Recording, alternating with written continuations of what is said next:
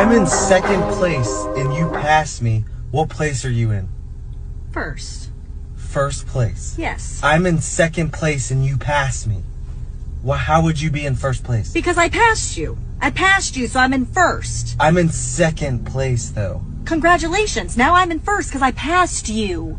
I passed you. Are we running? Are we driving? It doesn't matter. I passed you. I'm in first.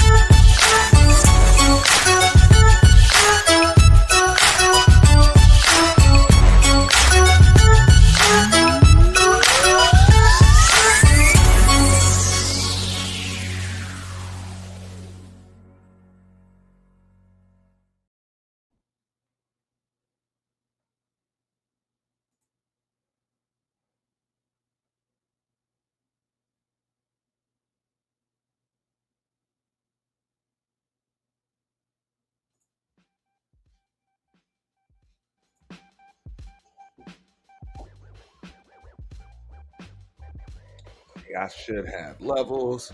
Fix this microphone. Hey, shout out to everybody. I hope everybody had a great holiday. You know what I'm saying? I hope y'all are still enjoying leftovers like I've been enjoying leftovers. See everybody in the chat, man. We're going to get right into it in just a moment. Before we do, I want to remind everybody we are simulcasting on both the home of the official YT Purge as well as Auntie's The Boiler Room. So please, make sure you guys like the stream, share the stream, support the stream through Cash App, Super Chat, Super Thanks. If you're catching the replay, you can buy me a coffee on buymeacoffee.com and do all of that shit, man. But you guys see the titles, right? So we're going to do a little bit of review, a little bit of reaction, right? But I'm also going to, I've already dropped the link. I'll probably drop it again if anybody wants to come up and shed something on this, because I think this is something that a lot of folks could chime in on. But you got a lot of old drama showing up on new platforms, right? And I don't know if it's by design or if people are just accidentally stepping in piles of shit, because this is kind of like the day and age that we live in. It's social media. So, sometimes people can purposely step in piles of shit, because if everybody just grabs their nose and they're like, ew, that's no shit, it brings views. It brings views. So maybe that can have something to do with it. But I was watching No Captivity with Freezy stream the other night, and this is the second Friday night in a row that he chose to have Obsidian, on his panel. I showed a little bit of the Q Butter and versus Obsidian, and everybody kind of going at Obsidian, and he wasn't ducking no smoke, last week. And then this past week, he had some more folks decide to come at him. We had Super Sly 75, come at him. You also had, Taz came up there, and a lot of the old school cats, decided to come up there. And what a lot of people don't know, and these are, folks that might have came from, other sectors, or they're not really sure exactly what this whole, Black Manosphere thing is about, or where it came from and shit. I don't think they know that don't nobody want to ask Obsidian no motherfucking questions about his goddamn book. Like, let's just keep it 100. When Obsidian comes up on a goddamn panel and the panel is open, like, that shit is about to turn into a troll fest. Motherfuckers is about to ask that nigga about some of the weird, crazy shit that nigga has said. Shit that nigga's done. Like, people got smoked. Motherfuckers about to click that link and they about to tell y'all where all the bodies are buried. Like, that's what that shit's about. Now, I figured this shit out a while ago, because I'm approaching my 5th year, on YouTube. But I figured this out probably a good maybe, 5-6 months in. It probably didn't even take that long. I was able to realize that shit because people were coming up, and it's like, okay, it's cool because you growing and you want to be kind of welcoming and let everybody up on your platform, and just get it popping, because you know what I'm saying, like, you're trying to just raise some numbers. It's nice to just get numbers and numbers, and people are coming through, and it's support, and the money's flowing, and it's gravy. But I would realize that people would come up and they'll start talking about shit from 3 years ago, 4 years ago, 5 years ago, 6 years ago. And real shit, this shit was like 5 years ago. So it's like, now a lot of this shit be like 8, 9, 10 years old, right? And don't nobody that's new around here really know what the fuck going on. And to be honest, I don't think anybody really gives a shit. They don't like getting fucked. That shit old. So I know even I put a super chat in there that said straight up, if you really don't want old smoke, you gotta stay away from old fires. Like, some of them shits, you might just want to let them shits just kind of fizzle out. Just fizzle out. Just deprive the fire of oxygen and all of that shit. But I don't know. I really don't know. Like what the goal is or anything like that. Shout out to $4, and I see Raven Knight in the building too. Shout out to Most Hated, Bronze Flat Power God also in the building, and Big Gas Man too. Y'all make sure y'all like the stream.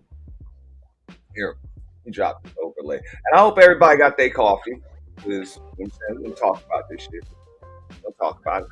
All right, but yeah, it's just a lot of just old shit that just is not allowed to die. What's up, Mr. Music? It's just not really allowed to die. Now, I think we need to ask ourselves, like, number one, do we want it to die? Or self-delete or whatever? Do we want it to go away? Do we really give a shit? Do we want some new shit? Or whatever? Because this is like just some ongoing shit. And I understand, like, The Black Manosphere topics. I was actually on DJ Kuda's for a while yesterday. Shout out to DJ Kuda because he ended up hitting the panel a little bit later, and a few other people hit the panel, and that was a cool conversation. I know I was listening to it in the clouds and listened to it a little bit longer this morning, but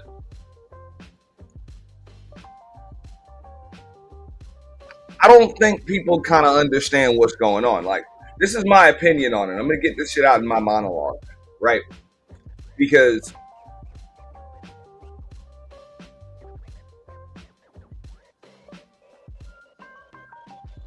people want to talk about like talking points, and it's like, okay, are these people kind of biting off the talking points, trying to get,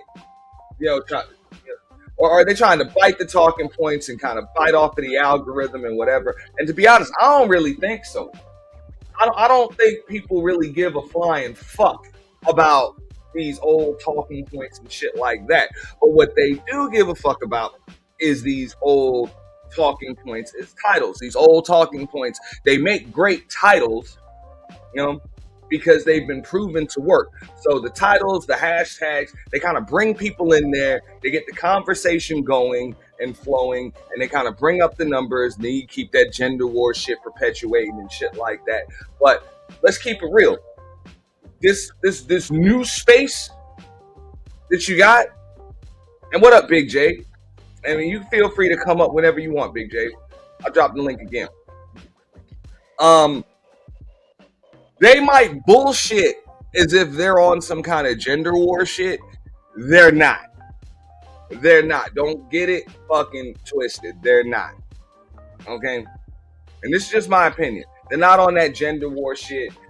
So even that, all of them Black Manosphere talking points and shit, they are not about giving smoke to these women or none of that, or for the better. No, that shit is a damn, is the 2025 version of the hookup chat line.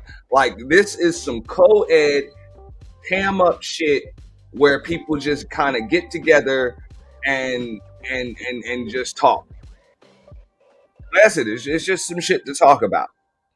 That's all. So I know people think that there's some kind of talking point and people trying to deliver a message. No. That's not the case.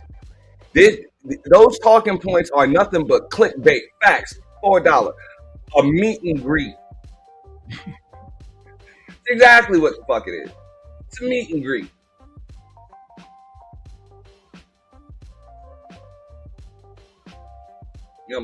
People were calling it like a watered down version of what was going on and shit like that. I don't even think it's a watered down version. I don't think it's any version of it. It's really not.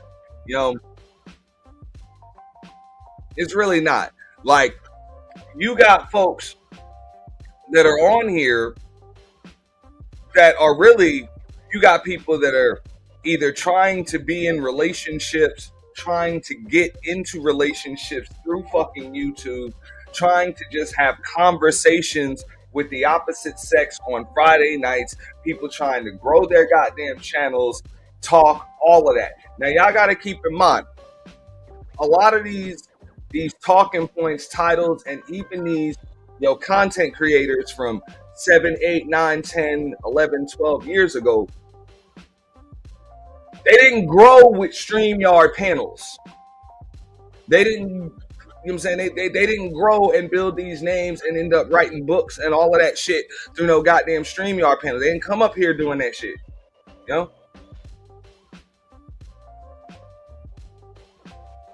They came up because they were in one lane going in one direction, and that was that.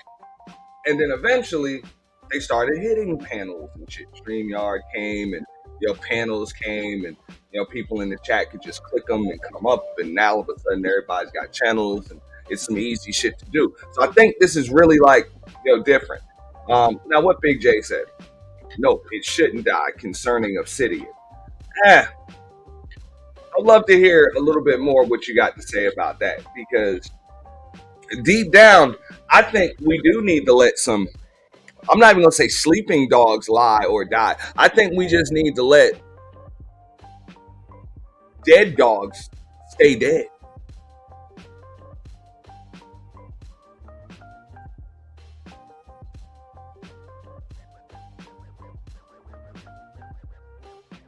You know, that's my opinion on it. Just let it go. Let it go. Yo, every dog has his day, but a lot of these folks done already had their days. The shit over. Like the shit over, man. And that's why you see a lot of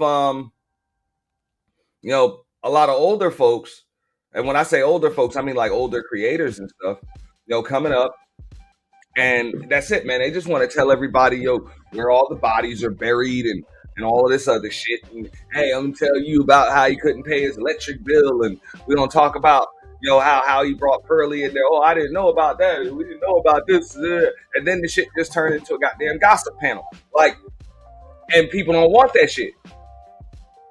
So that's one of the reasons why I would ask, like, kind of like, what the fuck do you expect? And granted, there are more reasons to a lot of this stuff that was going on, because I know when I was on DJ Kuda's panel yesterday, he kept bringing up, I guess it was his exchange with the Voice of Venus later on up there. He's like, damn, why is she asking me off rip whether I'm an FBA or a tether or this and that? And I'm like, bro, come on, man.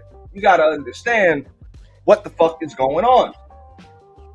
And that's not even new. A lot of people really only know how to, or even want to, have one type of conversation. That's it. And the main goal of a lot of these people, especially when it came to these spaces, is to get you niggas to start arguing with each other. That's it. Because that shit either jacks up the fucking numbers, or it starts to make motherfuckers moist, or whatever the case may be. That's it. So they say some shit to kind of trigger you, throw you off guard, off balance, so that way maybe Sharon Bracey can start some kind of argument with you, and then they'll just rage quit, leave the panel, and then leave you motherfuckers to argue with each other. Like, it's an MO that we done seen over and over again, and it's something that's not going to stop.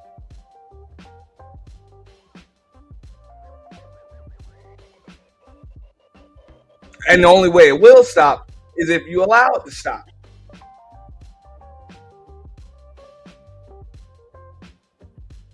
Like, just allow it to. So I'm not gonna lie, the shit was extremely entertaining. I'm actually gonna bring up the stream in a second.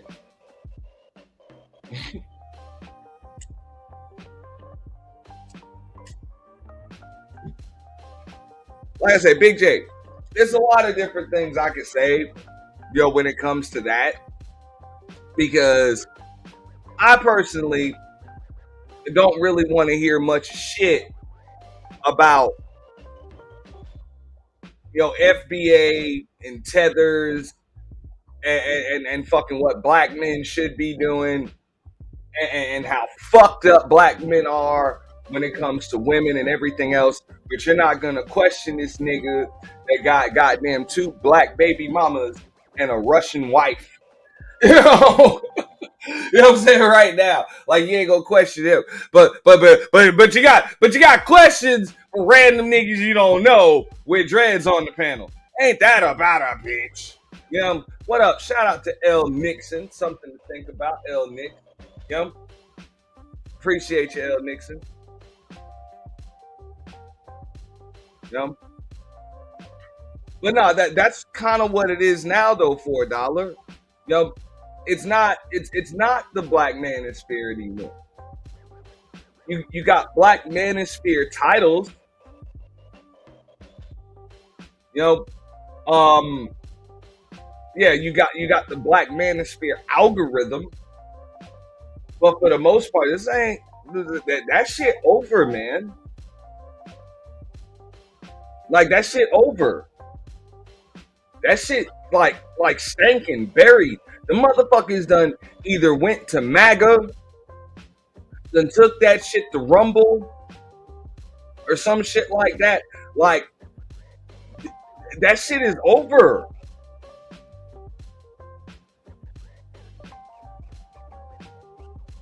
Anybody that's still on that shit, man, for the most part, you just see them peacocking and going up on panels to either get a rise out of women, which is some funny shit, if you ask me.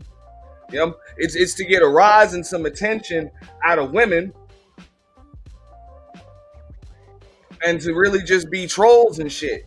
That there is no, like, maybe there was never a purpose in the first place, which is one of the reasons why that shit fizzled out. But I don't really think it's much of a purpose to really like any of that shit. You know? And that's one of the reasons why you got somebody like a Just Pearly Things or whatever that can literally come in this motherfucker and just jack the algorithm by saying some stupid shit. And you got the same people that claim Black Manosphere and everything else that have been kissing this Muppet baby looking bitch's ass, all for the sake of clicks and views.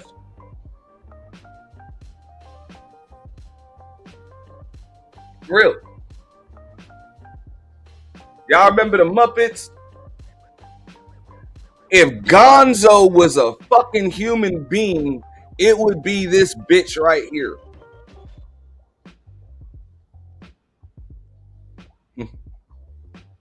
Or Snuffleupagus, the damn woolly mammoth looking thing, whatever. For that sweater, man. What up, Kills? What's good with you, man? I see you cooking early in the morning and shit. I seen you went live, so I'm just getting the gist of it. I was over there at Sharon shit. I said, yo, let me drop down on that shit. Let me come over here. Let me hear Auntie cook, man. Nah, I mean, it kind of is what it is. Just like Crunchy S'more says, he says, old like fuck talking about new niggas. I mean, I don't really know what the purpose is. What up, Misha? I don't know what the purpose is. I don't have a clue. I don't really think there is much of a purpose. I feel for the people that that want to sit there and have gender war debates and talk about whatever Black Manosphere topics and talking points on a Friday night, a holiday weekend at that. It's like, you loser motherfuckers. The moral of the story is go outside.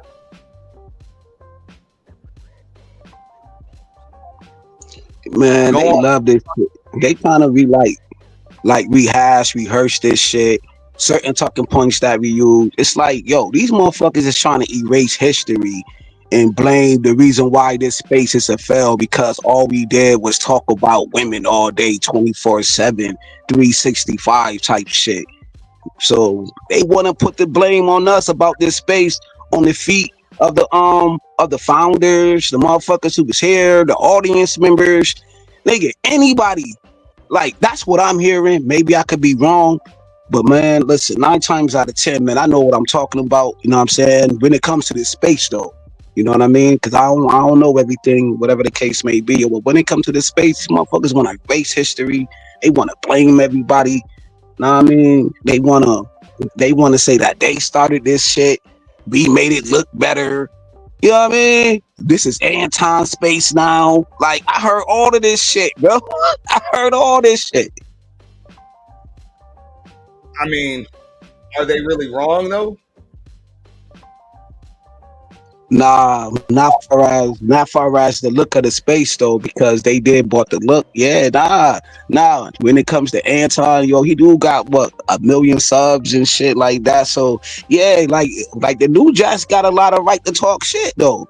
But when it comes to the talking points, like the shit they spewing out of their mouth, that's Manosphere. All the talking points they use is Manosphere. Them niggas ain't bringing nothing new on the sub. They ain't making no new talking points. Sell this did a show. Hit the link. I give you $200 if you could tell me a new talking point. Ain't nobody hit that nigga link. All right, so that's one of the points that I was trying to make earlier. I don't think there's a talking point at all. I don't think they're using Manosphere talking points. I think they're using Manosphere titles. That's it. There are no talking points because there are no fucking debates. These are goddamn dating shows, man. This is scripted reality television. I've been said that a long time ago, bro. I said that on AM panel years ago. That nigga, man, yo, you know I throw names out there. Shit, that nigga Platinum Elite, that nigga had a dating show back in the day.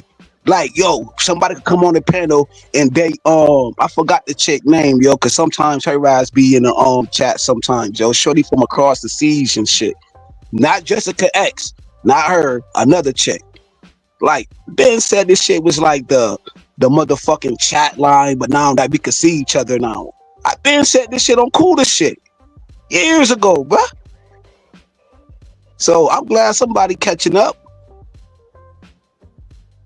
I mean, I think that's what it was, but you know, at the same time,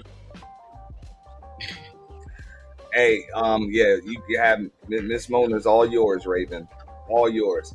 What up, Love Wisdom? But yeah, I think that's all it is. That shit is kind of like a spinoff of Lapeef, and it's cool, man. I don't, like I said, the shit's extremely entertaining. What up, Drip? The shit's extremely entertaining. I mean, I don't know how much longer it's going to be entertaining, but what were you able to watch Obsidian on Freezy's the other night? Yes, sir, man. You know I watched that shit. Man, that shit was entertaining, man. No, I watched that shit. Come on, man. That shit. You know I like messy shit. Come on, bro. That shit was loving hip hop. That shit was loving hip hop a little bit. The goal was for it to be messy. What's up, Malik? No, we never said that. I don't know what the goal was. I don't know the host. I don't know his goal. Because I don't know if the goal was actually to be messy. What up, Random Woman? I got everybody up here in the building. Yeah, but Obsidian is messy anyway, though. Like all the shit that he did. So motherfuckers just kept bringing that shit up. Like all the shit that he did in this space. All the drama, yo, even the super chats, people don't, black folks don't forget nothing, especially that BBB dude, or I don't know, that's a dude or a chick, but that motherfucker was like spending mad money and like talking about Obsidian, like all the stuff that he did.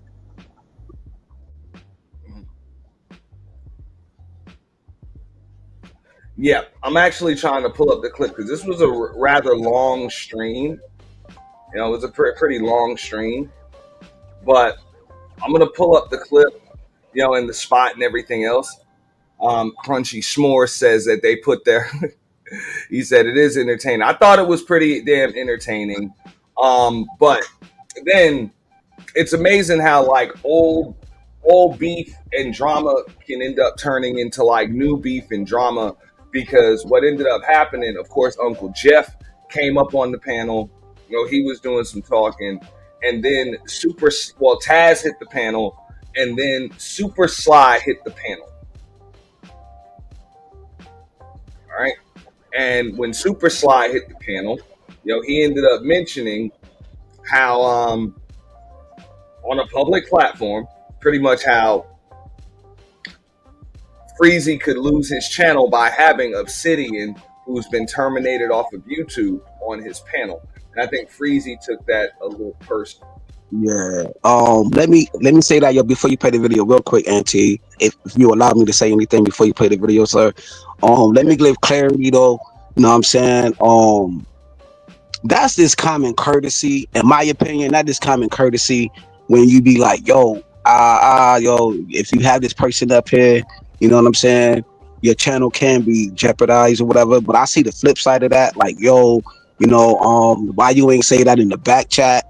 You know what I'm saying? And then Super Sly said this verbatim, like, yo, he really was aiming at Uncle Jeff though, yo. So like he gunning for Uncle Jeff right now. Like he talking about that he want his head on the stick. Know what I'm saying? I'm just relating the message. It is what it is, yo. We got our dramas.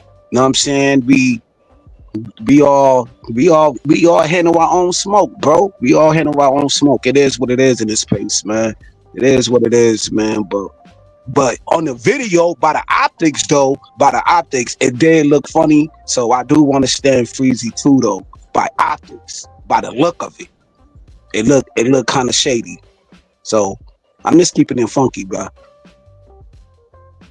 You said it looked shady? By the optics of it, by the way, because yo, at the end of the day, yo, we street, you know what I'm saying? We got a lot of street dudes in these spaces. By the optics, by the way it looked, I'm talking about how Freezy taking it. He taking it as like that's some snitch, like some dry snitching shit. Like, yo, we all know that Obsidian not supposed to be on YouTube, yo. But for you to announce it like that on a live platform, it do look like dry snitching though, from a street perspective or the internet shit. Like whatever, bruh. Like it looked shady. I don't care. Like you don't gotta announce every fucking thing, my nigga. Shut the fuck up. Say the shit in the back chat. Or you ain't gotta hit the damn link, my nigga, but you don't gotta announce shit everywhere the fuck you go. We all know Obsidian not supposed to be in this space. We all know Tommy not supposed to be here, but why you gotta announce that shit? Especially in the black community, my nigga. This shit is the EBT sector. Niggas, why the fuck you doing that? So this is the EBT sector now. Okay. So this is now the EBT sector. Okay. Nah. I mean, look. I don't know. Let's play a little bit. And the link is up. Or matter of fact, let me drop it. I gotta open up some more tabs and shit. I don't want to open too many. And in a little bit, I am going to, just like Big J, shout out to Big J too. He pulled out some archives. I'm gonna pull out some archives of this just Pearly Things bitch getting cooked for the last few years. I got the clip of Pierce Morgan cooking this bitch, and some other people cooking her ass too. But we'll get to that a little bit later. Right there. You just lost. When you attack my voice, you just lost. You go ahead, Freezy. My bad, bro. Exactly. Hey, Freezy. How do you feel hold on 1 second, Reese. I'll catch you. I'm coming to you, Reese. Damn shame. Let me see. What was this? This is okay. Shout out to Super Slide for the $5 super cap. He said Obsidian never recovered from when Nicole Michelle chose Derek Jackson over him for a hypothetical one night stand. No captivity. See what I'm saying? I mean, people clicking this link, nobody have no questions for no damn Obsidian. People want to tell y'all where the damn dead bodies are buried. Right? You know how this shit go. And no intellectual dialogue with Obsidian. I give a fuck. Why give a fuck about that shit? That's just my opinion.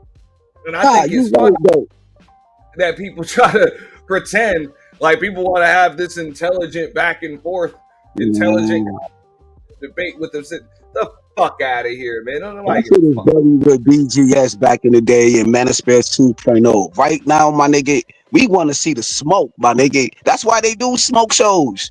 We want to, like you said, man, we want to see a corpse and a dingy guy smoking a cigar, man, with his skulls. You know what I'm saying? That's what we want, man. We love the drama. The drama get the biggest views. Freezy shit got 3,000 views, man. I think that's probably one of his biggest. I don't know. I ain't gonna say that, yo, because I rock with Freezy. He alright, you know what I'm saying? But shit, that nigga got 3,000 views on that shit. Yeah, he's going to get more. I think he just took it off of members, only. So yeah, he's gonna get more. Super chat. Shout out to BBB for the $5 super cap. He said, "Goddamn, you ninjas slow. Y'all still can't grasp context as to why I brought up the $100. Y'all not too bright. I see why y'all need an internet daddy." Super chat.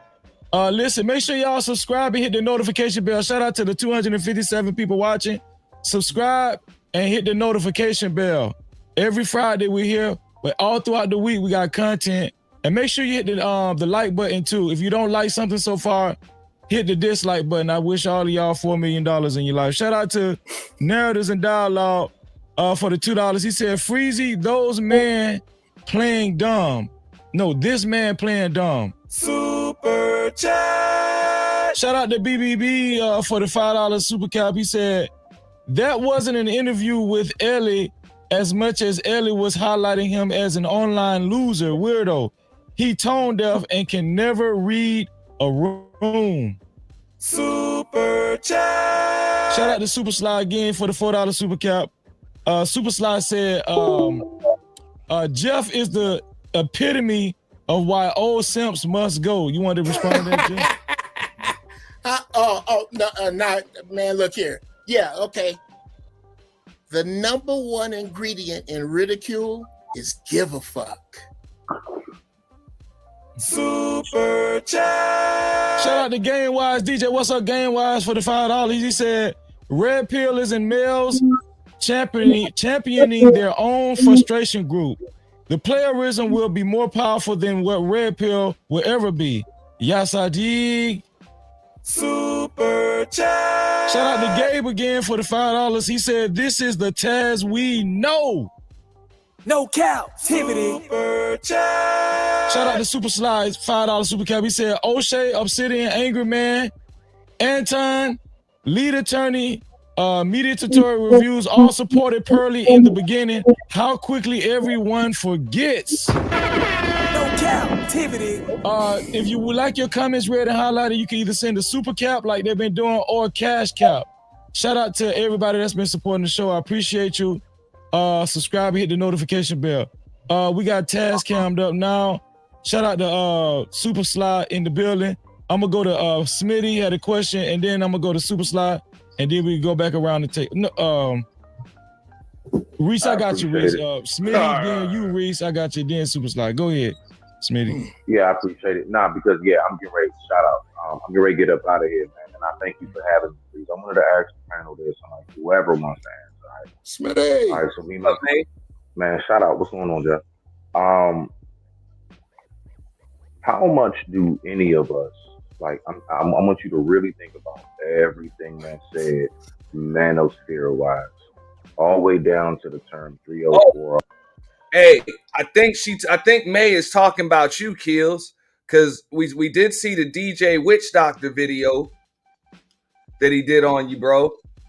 Is that what you're talking about? Yo, you could come up here if you want to. You know what I'm saying? Because I heard some things about you on BGS. You know what I'm saying? I know you messy. I know you messy as fuck. So what? I like my motherfucking cheetah print. I like what DJ Witch Doctor did. You know what I'm saying? And I shared it with my motherfucking homeboy. And I shared it on my motherfucking Facebook. I don't give a fuck. I heard you messy. I heard you messed up BGS platform and all of that shit. Wanna be the queen bee like Little Kim in this bitch. Know what I'm saying? Yo, but your ass ain't getting shitted on like Biggie told in his song. You know what I'm talking about? Motherfucking Notorious fucking Life After Death or Ready to Die. I don't know which one. Yo, where he said he shitted on the bitch. So I'm on this motherfucking platform right now, shitting on you, and I don't give a fuck. Hit the motherfucking link. You know what I'm saying? Let's talk about it and let's get through this shit. You know what I'm saying? Because the price went up on me, man. Motherfuckers love my style. Come on, man. Fuck out of here, yo. Hey, yo, NT, you don't gotta put me in on screen right here no more. You know what I'm talking about?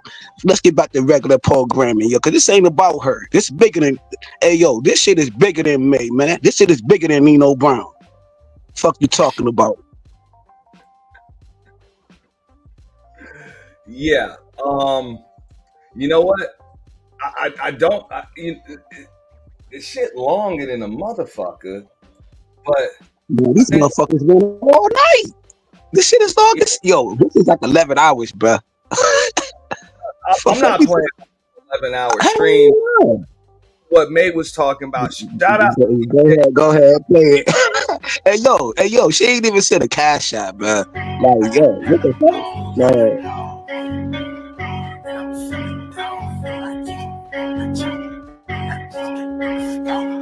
Doctor.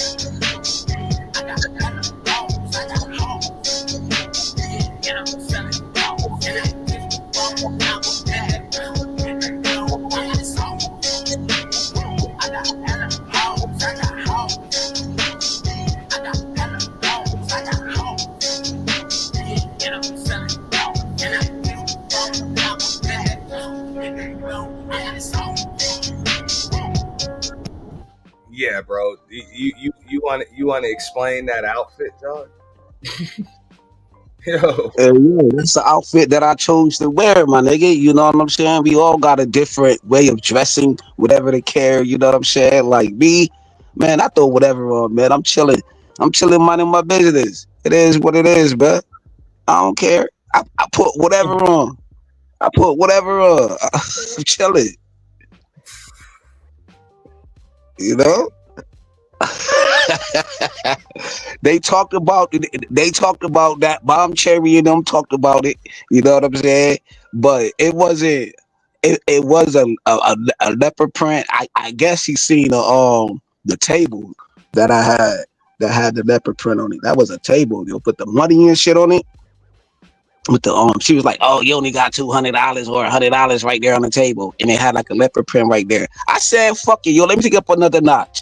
I'm gonna get a sweater with a leopard print."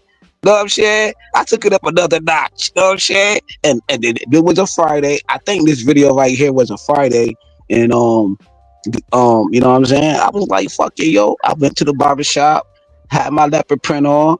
Know what I mean? Feeling myself, sipping on some Guinness, and I said, fuck it. No shit. No shit. I mean, I'm looking at my haircut in the mirror. I'm like, fuck it, man. Let me start dancing. I mean, fuck it. I don't give a fuck. If you don't like it, it is what it is, bruh.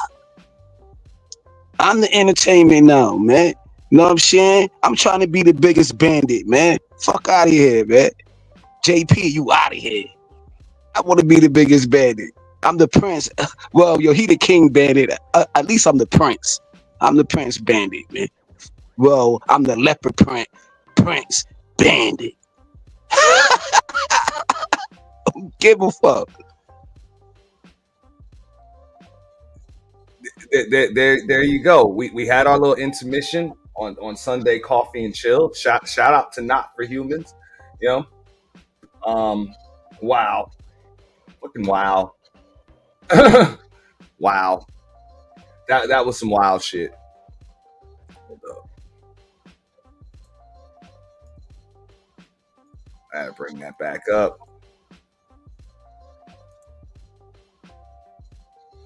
Yeah. Wow, Keels. Yeah, I saw it, man. I had to laugh, bro. That was some wild shit, bro. But hey, I knew y'all seen it. I was in the crowd watching and seeing everybody in the comments. You know what I'm saying? You was cloud watching though, because I ain't see you hit the comment section. You know what I'm saying? I seen LA Projects there. I seen a couple of cats. Salute to Cell. Cell was laughing, you know what I'm saying, in the comment section with DJ when DJ Rich Doctor first dropped it. You know what I'm saying? I even told him, yo, salute. You know what I'm saying? I'm glad he did that. Yo, that shit made my day, bro. That shit made my day. I am what I am, man. I don't care, bro. I'm glad I made y'all laugh. You feel me? See, that's what it is, man. I make y'all laugh though, yo. So y'all gonna remember that moment. It's this the moment, bro. That's all. It's a moment in time, and that's gonna be on the internet forever. You know what I'm saying? And when people come here, when I'm no longer here, people gonna see that video and laugh, bro. That brings joy. If you don't know how to laugh, yo, then you're really crying inside. So that's what I say. all right. So we gonna get back into this shit. I guess this is I guess it was supposed to be Sly versus Obsidian, and then it turned into Sly versus Uncle Jeff and some other shit. So understand how like these old beefs brought to new platforms end up starting some new beefs. So somebody let me know if Sly ends up doing a show on Uncle Jeff and shit, because I think it's coming. How much of it do you see and hear in your just everyday normal life? Now, me personally, I be around people that like they get irritated if they hear any of this shit. Like it bugs their soul. They're like, man, can you turn that shit off? Like if I was to play any of this around some folks, like man, turn that off. So I'm just curious. How much of this do we actually see? And the main reason why I'm asking this question is because if we don't see really any of it in real life, then what true benefit are these conversations in the first place? And it's not even an attack, it's just something I've been thinking about. I digress. My mic is muted. Go ahead, Reese. I can answer that, yo. You said how much? I'm gonna answer that with every fucking day, all fucking day, everywhere you go. Now, wait. In what form? Okay, so let me just stop right there. I don't know why Reese from Philly chooses to answer this question at all, but eventually I'm gonna have to pull out my archives because I'm pretty sure On the Block with Jen has either deleted or hidden her fucking videos. But I have videos of him on her panel showing off his abdominal fucking muscles and shit. You know what I'm saying? Trying to get some play over there. So I think that is that is a microcosm for the purpose of these conversations. It's so that a bunch of motherfuckers that never leave the house can actually socialize with other people, which is not healthy. It's really not. I think it helps to perpetuate a lot more dysfunction. No? Like, give me a talking point. Just You could go on a mall. You could get on a bus, trolley, train, go into a line in any store in the world. You're going to hear somebody on the phone, man or woman, talking. Was that Kills or Reese? I'll tell you, yeah. Because she had some stream or some shit. Tried to do her content on the Manosphere. Now, LA Project, this is something that I was talking to LA Project and Bomb Cherry and some other people, the other night, right? Or the other morning, on their show. Right. Oh yeah. Now, it's nice to kind of like, know history and stuff like that, but if you want to talk about some of this stuff, or like Love Wisdom, or even Bomb Cherry, I don't care. I would even go as far as to say, even if Venus wants to talk about this shit, she actually, these are women that spend enough time in these spaces to at least formulate some kind of opinion on it. But when somebody that we never see in chats, never hits fucking panels, never even engages in conversations outside of speaking to like Dennis Sterling or some shit, Dennis Sperling or what the fuck ever, and just kind of just sits over in La La Land, when a broad light or even a Just Pearly things, for example, because I pretty much put them on the same level. When they try to come up and give all of this history and tutorial on the Manosphere and all of that other shit, it's like, bitch, shut the fuck up. You don't know what the fuck you're talking about. You don't engage in any of these panels, any of these conversations. We don't even see you in fucking chats. What the fuck is your grift? Like, what is your purpose? You need to just shut up and spectate. Hey, yo, let me answer that. Let me answer LA Project, yo. You know what I'm saying? I don't even think she really liked black men like that. So I would never tell this chick to take my shirt off ever in history, yo. Find a video and I'll give you $100. Know what I'm saying? I give you $100. You know what I'm saying? I'm always honorable with my debts. Nah, yo. I'm just saying that for clarity, yo, for when you first said it, though. So that's the type of dude I am. When she first said it, you thought it was me. So I'm bringing clarity. And then she admitted that it was him. She didn't first say who it was. So you didn't even know who it was at first. You thought it was me. So I just want to bring clarity. Yeah. Okay. Now, yeah, I don't remember LA Project ever saying she was any type of divester or any of that other shit. Yeah, I don't think so. So I guess that's all opinion or whatever the case may be. But hey, whoever the you like, dumb fuck shit you hear on these pussy ass panels. Same fucking words. Okay. All them fancy ass psychology words these new smart motherfuckers learn from them books. You're gonna hear them in line at the store, on the bus, and everywhere else. Can't get away from this shit. Can't. And somebody please, I know that Debo probably still ain't gave you back your motherfucking chain and shit that your grandmama gave you, Red. Might tell Reese that shit. So somebody go get Red's chain back from Debo so he can stop fucking crying on these fucking panels, man. I can't deny your experience. I can't. Yo, deny believe your me, come hang out in North Philly for an hour with me. Nah, I've been up here. Y'all got too many one ways. I'm good. Go ahead, Reese. Reese, what you want to get out, Reese? A lot of younger motherfuckers have a misconception about feminism and what it was in its induction and what it did along the way. All right? And a lot of people are reciting recycled lies from dumb motherfuckers passed down for decades. The shit is the devil. It's God's biggest fuck up. And it's boot camp for bitch ass niggas. That's what feminism is. Nothing good ever came out of it. You never needed no ISM to have women play basketball, vote, run for, and work. You never needed no fucking ism for that, ever. They always were able to do whatever the fuck they wanted. It's all lies to get people fighting. It's dumb, man. Super Slide, what's up? What's on your mind, bro?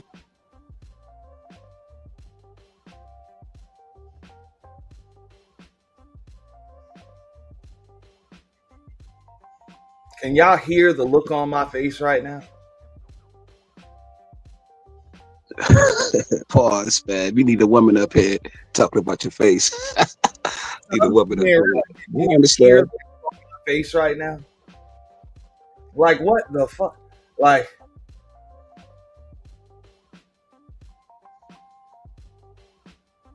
this is one of the reasons. See, these links and shit be open to me because I was in the class. I'm not clicking this shit. Like what the fuck I need to do? Oh, like, the fuck, I don't give a fuck about no goddamn thing. I'm a grown goddamn man. I said this on DJ Kuda's panel yesterday, right? If a woman tell me, yo, I'm a feminist or I support feminism, or I'm like, that's cute. You got a hobby. That's nice. Everybody should have a hobby. Do you collect things too? Like, the fuck? Give a fuck? Like, yo, kind of grown ass man gives a fuck about that shit?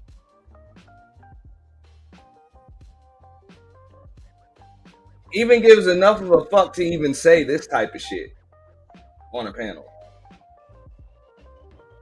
Like, don't click no string. That nigga like to spell us out. See your therapist. Get help. Put down the weed. Put down the weed. Shit fucking with you. What up, yummy yums? You give a fuck about that shit? Yo? Appreciate you for joining the show. Hey, thank you for having me. Do I sound clear? Yes, sir. Appreciate it. You got a lot of conversation pieces in the stream. I myself have retired from these type of topics, but the Obsidian thing is too much. It was too tempting. I'm not sure how much research did you do on Obsidian before you brought him up? Respectfully, I'm asking. I did enough, quite a bit. And this is like our third week. The first show that I did actually, it was a one-on-one. So I think you should go watch that one too. Go watch the one-on-one with me and Obsidian.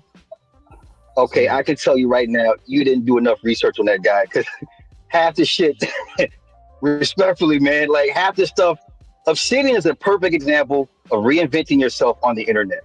Period, point blank. Well, hold on. Let me stop you. That's why I said go watch the first interview because I don't need to. Hear me out. I was there. You guys, wait. I had a lot of opposing views as far as, Obsidian's position. One of the biggest questions I had was what Taz asked while he was on the phone was about Pearly Things, right? Okay. Also, we went into the Conclave situation, and my first interaction with him directly was on DJ Hamp's panel. This is how Obsidian ended up on my show, because we had several contentious moments as far as how his viewpoints on Black family, the Black community, so on and so forth. And I think it was called the Passport Bro movement, right? Which I have no qualms with, but I just didn't understand why he had to talk so disparagingly about Black women to promote, going abroad. So there's different issues that I did bring up to him. Now, as far as the history with him and following him, I had better things to do than to follow a lot of these management dudes. I'm just being honest with you. I got a real life. I understand. Okay, I understand that part. But if you're gonna run the risk of bringing somebody that's been kicked off YouTube twice, because if you read the community guidelines, you run the risk of your channel bringing on people who's been terminated off YouTube. I'm not here for that. Yes, you will. Basically, you just said it. And here's where shit hits the fan. I wanted to give everybody a little bit of context. This is when I believe shit hits the fan. If you read the community guidelines, you run the risk of your channel bringing on people who's been terminated off YouTube. I'm not here for that. Yes, you is. Basically, You just said it. You is here hear for me that. out. Don't say you ain't here for that. And you just said it on the stream. Don't say I'm that. trying to give you. I'm giving you a brief history of how much you don't know, how much you're not aware. You're not here for that, and you just said that on the live stream on my show. You here for that? First thing I said, you have a bunch of conversation pieces that one needs to address. The first glaring one was Obsidian. This guy is, once again, when you bring him on, this is why he gets so much pushback. And then you have all these old heads come back to the same guy that challenged him before that he would run from in debates or whatever the case, or he would flip-flop. He's known as a flip-flopper. He never stands for anything. He changes his viewpoints wherever the wind blows, whatever suits his mood. That's why no one takes him serious. That's all I'm saying. Like this, the same guy, couldn't afford to pay his internet bill. This is the same guy that talked bad about black people. Hear me out. Hold on. I got you. Here's the thing. Okay. The reason why I'm okay with having this dialogue with him every Friday is because if you notice, when I open the show, I don't stop anybody from asking questions. If you have any qualms, this is the platform to do it on. Listen to what I'm saying. There are other people that know the history on Obsidian way more than me. Bring your ass up here and ask your damn questions. And see, that's the thing. Because they know the history on Obsidian, they ain't asking no questions. They coming up to box, shoot, blast, blow shit up. Ain't no interview.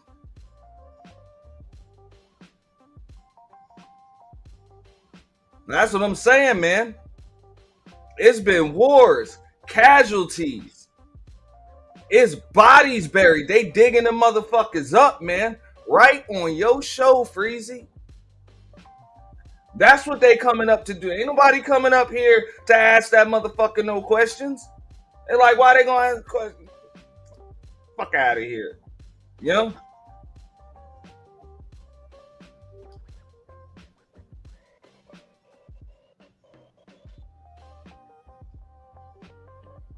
And notice that shit. For the last 2 weeks that I've been watching, other than the one-on-one, everybody that kind of knew Obsidian,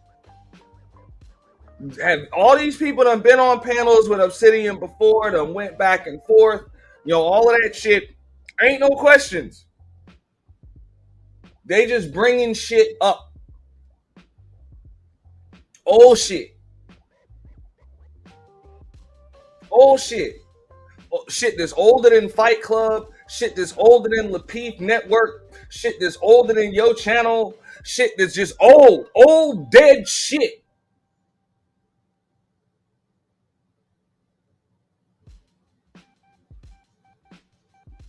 That's why the first question he asked was, hey, do you know about it?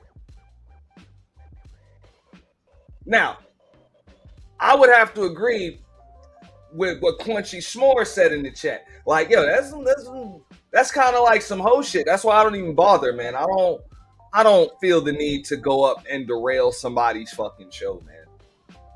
You know what I'm saying? It doesn't make sense. You know what I'm saying? If this is your show and this is your topic and Obsidian's the guest of honor or whatever, I'm not going to disrespect your platform by disrespecting your guest of honor. If I do have some wild shit to say, I'll put it in colors, in the chat. You know what I'm saying? I'll pay to do it. And if it's really that big of a deal, I'll just do my own reaction and my own review. That's it.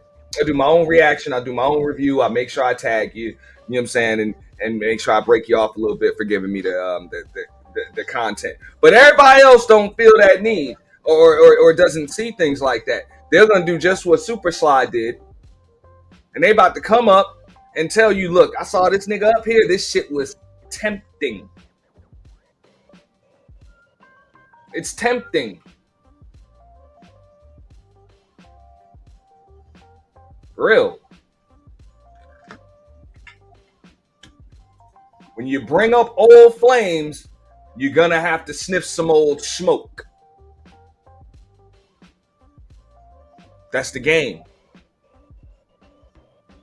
You got it. Listen, if you got any criticisms with Obsidian, don't talk to Freezy, talk to Obsidian. That's the whole reason why I'm doing the damn show. But Freezy, it's not, you can't help it. If he jumps off when his shit gets hot, when his ghost come back to haunt him. This man was up here for damn near 4 hours. You just came up here. Okay, because I'm out here living life. Because I'm out here living life. Stop. I understand that, but stop. No, because you ain't making no damn sense. The man was up here for 4 hours. This is 3rd week here. To be honest with you, I disagree with a lot of shit that they talk about in the Black Ministry. But I agree with some of the talking points. I do agree. The point I'm trying to make is the man ain't ducking no damn smoke. He ain't ducking no smoke, bro. The man coming up here every Friday. If you wanted to talk to him, bro, early, you should have brought your ass up here 3 hours ago. That's what I'm trying to tell you. I'm sorry if I'm living life 3 hours prior, not including the internet. And that's another lesson. And I fucks with Freezy, man. Shout out to Freezy, right? But I don't know if the new cats understand this, and you can chime in on this one, Keels. That ain't how shit has worked in this space, bro. If a motherfucker got issues with your guest and you bring that guest up on your platform, you officially become the football. Right or wrong, that's just the fucking way it is. Nah, took a pause right there, so I guess I could chime in on that. You exactly right. 1,000, 1,000,000, bazillion, right? You know what I'm saying? You bring that guest up there, and we know the history. We don't care about, I said this yesterday, or I don't know where I said it at, right? I was like, we don't care about what your topic is. If you got that person up there and he did some foul things in his space, we coming up there with the smoke, bro. It is what it is. If it's a casualty, you a casualty award because you standing next to the dude. I think NT said that before. If you standing next to the dude and you don't allow me to shoot, I'm coming after you. You know what I'm saying? like me and NT always had this. Like, NT, if I got drama with a person, stay out the way, bro. Let me do mine. Let me do my thing. NT said that. You know what I'm saying? And we made that a badge of honor. You know what I'm saying? So it is what it is, bro. Just a casualty award. How I move, and I learned that shit from these motherfuckers in this goddamn space. That's what they do. They about to find what's considered neutral ground, and they about to run up on the ops. Fuck your topic, fuck your show, okay? That's it. All right? You are Iraq, I am the US, and your panel is Kuwait, motherfucker. This shit is a war zone. Bars. Damn, say that again. Officially, I don't agree with that. Now, there's plenty of platforms. Like, look, I be seeing ops of mine on different channels and shit. You know what I'm saying? Having different topics. I would love to click them links, but I already know it's about to dredge up some old shit and some bullshit and whatever. So instead of just kind of like derailing somebody's show, or putting the creator or the channel holder in a compromising situation, I just stay out of it. You know what I'm saying? I'll just post up from the clouds or whatever. You know what I'm saying? Just like I said, maybe I'll do a review or whatever. But there's plenty of panels I stay off of because my ops be over there. Like actual ops. I'm like, I'm not going to change the topic and make that shit about me or some shit from 3 or 4 years ago or some other shit. Fuck that. Whatever. You know what I'm saying? Because I do have respect for other people's platforms. And I would appreciate it if people had that respect for mine. You know what I'm saying? It's kind of just it's mutual respect and professional courtesy. But I cannot expect a lion not to eat me because I don't eat lions. So in other words, just because that's how I move don't mean that's how the rest of these motherfuckers move. So they are about to come up here, say some slick shit to you, Freezy. Say some slick shit, underhanded shit to you, and shout out to Freezy for catching that shit. Because a lot of these motherfuckers is a little too green to catch that shit. Freezy caught that shit and did not let that shit slide. Did not let that shit slide at all. Not for a second. He's like, nah, That was some slick, dry shit. And even if you could come up here like you giving me a warning, but at the same time, you also reminding everybody that's listening or is going to watch the replay to possibly send me a flag or whatever the fucking case may be, because I got somebody on my show that got terminated from YouTube, blah, blah, blah, blah. And that's bullshit. That's some hoe shit. You know? That's the fact, yo. I agree. I agree with that. But at the same time, that's how the motherfuckers do shit here.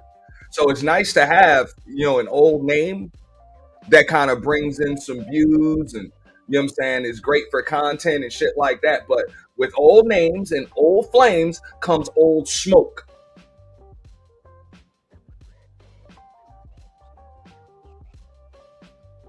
And that's the other shit that comes with it. Sorry. Sorry, but that's how the motherfuckers do shit here.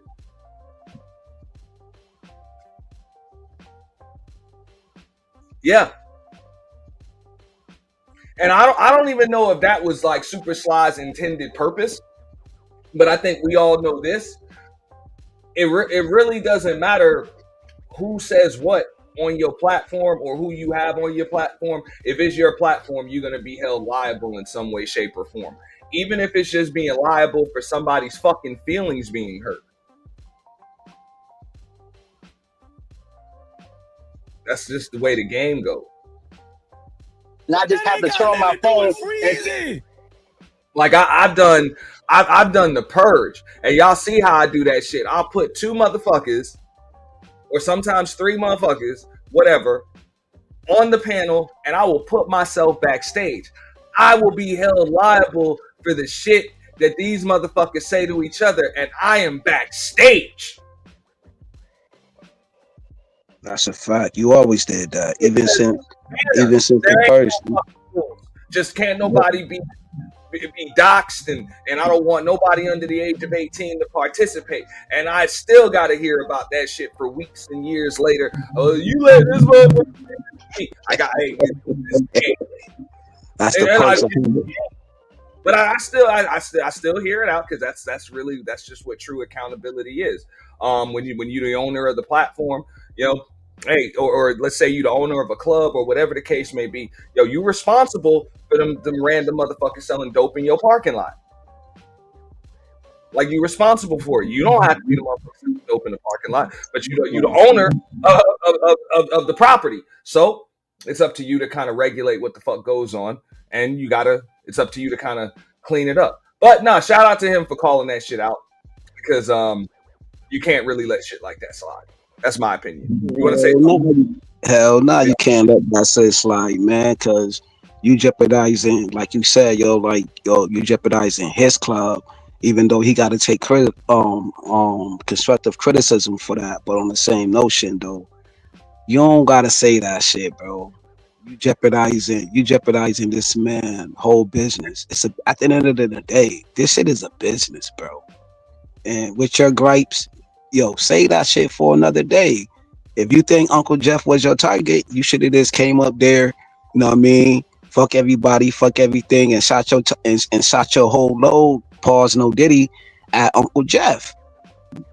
That's what we do, bro. That's the old 2.0 Manospheres, you know what I'm saying? NT been here about 3-4 years now. I don't know. I forgot, but that's my brother. You know what I'm saying? I never heard him be like, yo, man, you're going to jeopardize. No, Auntie going to come up there, see his target, whoever it is on that damn panel, shoot a shot at him. Not this YouTube guideline shit. That's something you do.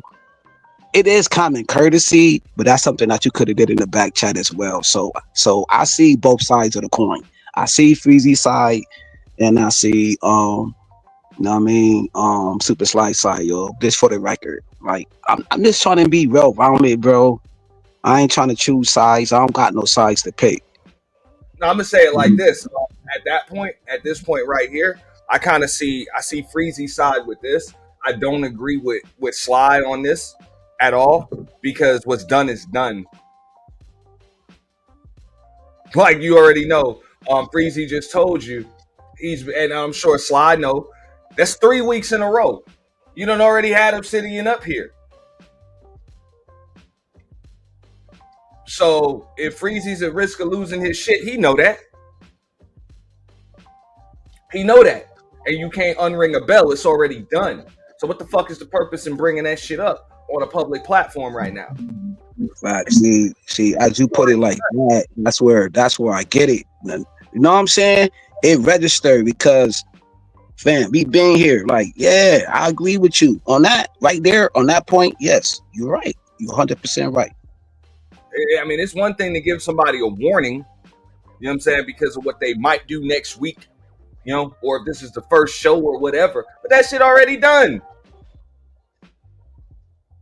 Now, pretty much all you doing is you kind of pulling the fire alarm for all of the live viewers and everybody that hears about this shit. And we all know how petty motherfuckers on YouTube are or on social media. They'll fucking flag anybody. Yes, sir. You already know how this shit go. Super Sly know better. He know better, but I don't know what he was thinking in that moment, though. Yo, he did a live about it. I seen the shit, and I don't know, man. I don't got nothing to say either side of the fence. You know what I'm saying? I'm me. You know what I'm saying? I'm gonna hit the pen on this, go after my target like I always been. I always been that type of dude. I ain't trying to get no warnings about, you know what I mean, YouTube. I don't even know YouTube guidelines. I ain't no YouTube content creator. I'm going after my target, man. I'm a lion, man. Fuck you talking about, man? Know what I'm saying? If it's time to eat, I'm gonna eat. I don't care about the topic. But now as I got older, you know what I'm saying, in these spaces, you know what I'm saying, now I'm like, yo, if I see my target, I don't even gotta hit the link. I just keep it pushing. It's just like watching TV. If I don't like that show, I'll move on to the next channel. You know what I'm saying? I'll switch the channel. You know what I mean? But everybody be thirsty to hit them links, man. Everybody be thirsty to hit a link nowadays, though. You don't be really be talking about nothing, bro. Like, fuck out of here, bro. Motherfuckers need to go to link therapy. Motherfuckers be thirsty to hit a link every day, all day. Especially a Reese nigga, a fucking Reese cup ass nigga, and Smitty. Come on, man. What them niggas talking about? Give a fuck. Them niggas don't be bringing nothing fruitful to the conversation, man. Them niggas be on some fuck shit. I said it, and what? My grandmama gave me that chain. But what I'm saying, how you gonna hold that against me? Because the YouTube is not my life. Without YouTube, a lot of these guys would not exist. I'm not coming at you. Listen, I'm just saying. Bro, you think I don't know this man got kicked off of YouTube? The man called me yesterday morning and said they removed him. Bro, I know this already, but you saying this live, hopefully, then, see, I'm gonna tell you how funny that shit is. Cause you niggas, I know how you niggas be playing this shit. You said that shit because you know somebody else gonna hear that shit. Oh yeah, he on Freezer. Bro, please with that funny shit, bro. It's nothing funny. It's funny, an example of how he is. Listen, I have no dog in this fight. Me and Obsidian, we go years way back. Y'all got all the damn sense. That shit. No, here's the problem. No. Here's the problem. A lot of you guys just don't know the history. Man, listen, newsflash, if you got a problem with Obsidian, Freezer is not stopping nobody. I'm not stopping. Has anybody I did not know. I've been running this show. I haven't been stopping nobody from questioning this man. The super chat's been off the chain. They be showing up, been going in. Niggas done came up here talking about he on some homosexual shit, all that shit. That man answered them damn questions. I do not stop nobody. I do not put a muzzle on nobody when it comes to nobody this. Nobody said anything of the sort. How you gonna use this against me? Okay, go ahead. I'm gonna stop. Go ahead, bro. Wait. If you had a show for 4 hours, I'm not aware of the first 3 hours, and I catch the last hour. Am I at fault? Yes. How's that my fault? Because you don't. I'm sorry.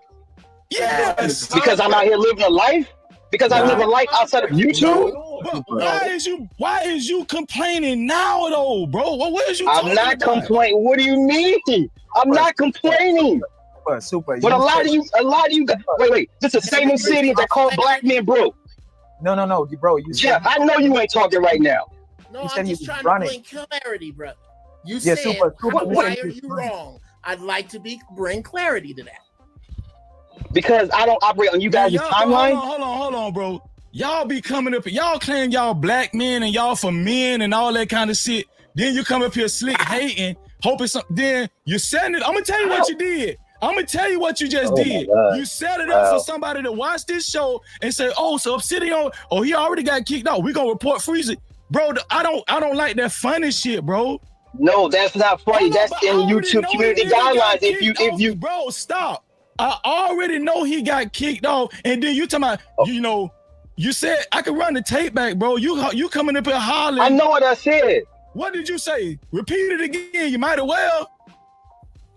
I said, you know, if you bring on people that have been kicked off YouTube, you put your channel at risk. That's what I said. That dumb shit. Why would I not say it? That's called that's knowledge. That's wisdom. That's helping you save your fucking. What up, AM Media? What up, AM1? AM1. Shout out to AM1 in the building. Yeah, bro. That's. I could have told you the same shit. Like, that's dry shit, man. You know, that's old school mob shit, dog. Like, yo, you got a nice establishment here, man. It's pretty. Something were to happen to it. You know what I mean? Hey, yo, why you rubbing your hands like the Birdman, though, yo? Why you was rubbing your hands like Birdman? And he like that shit, like, yo, son, you ain't about to come over here and tell me that shit. I already know that shit, nigga. This ain't nothing to do under the sun, nigga. Fuck you talking about? And then you gotta understand, Freezy is from Florida. That nigga ain't from Florida, yo. He a hood nigga. So he understands. See, the optics, you gotta read the room. Niggas don't want to hear that shit, nigga. If you got smoke, bring your smoke. Don't be talking about no YouTube guidelines in this moment, bro. Shoot your AK. You're 22, like in Harlem Nights. Get the fuck out the way, my nigga. You ain't come up there shooting no AK, my nigga. You was shooting that 22, my nigga. Niggas don't want to hear that shit, nigga. Nigga, don't be shooting that whack ass gun around here, man. That's a Harlem Nights, nigga. Freezy acting like Eddie Murphy right now in that moment, and Sly was acting like Arsenio Hall or whatever, man. You shooting that 22, my nigga. Get your target. If you want to go at Jeff, go at Jeff. Know what I'm saying? If you want to talk shit about Obsidian, go at Obsidian. Niggas ain't trying to hear guidelines, man. What the fuck niggas trying to read a manual in the hood? Niggas ain't trying to read, man. The niggas ain't trying to read no manuals. The fuck you talking about, Willis? But I'm on mute. You think I don't? You niggas. Okay, fine, fair enough. I never. Listen, outside of this, hold up. Until 2 weeks. Oh wow. Me. Why y'all do this, bro? I'm gonna tell you the truth, bro. I don't like that funny shit. I don't like that funny shit. I know what that shit is. I know that type of play, bro. Everybody and their mama know this man got kicked off of fucking YouTube. You ain't have to tell me that shit and promote that shit and like you making a fucking grandstand. Real shit. I was watching Harlem Nights yesterday, right? Funny too, right? This is funny. What the fuck made me watch that movie yesterday? But I watched it. So yeah, Sly kind of came in. I don't know if he got kicked off just now or whatever, but he kind of came in on some Sergeant Phil Cantone shit, dog. It's like, yeah, man, you got a packed place, you know what I'm saying? Y'all motherfuckers stick on a Monday type shit. Next thing you know, a week later, that shit get raided. You know what I'm saying? The shit get raided. And then 2 days after that, a club burned down. Club just burned down. Damn. I wasn't thinking that deep. Pause, no Diddy. Pause. You know what I'm saying? Yo, hold on, I gotta go on mute. Shout out to L Nixon. He said, why the fuck do y'all have to debate everything? Remove people off the show and keep it moving. People are too nice and explain too much. It's that simple. Bars. Shout out to L. Nixon with the $5 ball. And I agree with that. Why explain shit? Just remove a motherfucker. Just get the fuck rid of him. Now, Yeah, I'm a firm believer in giving them a little of this shit first. Then get rid of them. That's a lot more satisfying. That's just a lot more satisfying. Just a little bit of the baby powder and then line them up.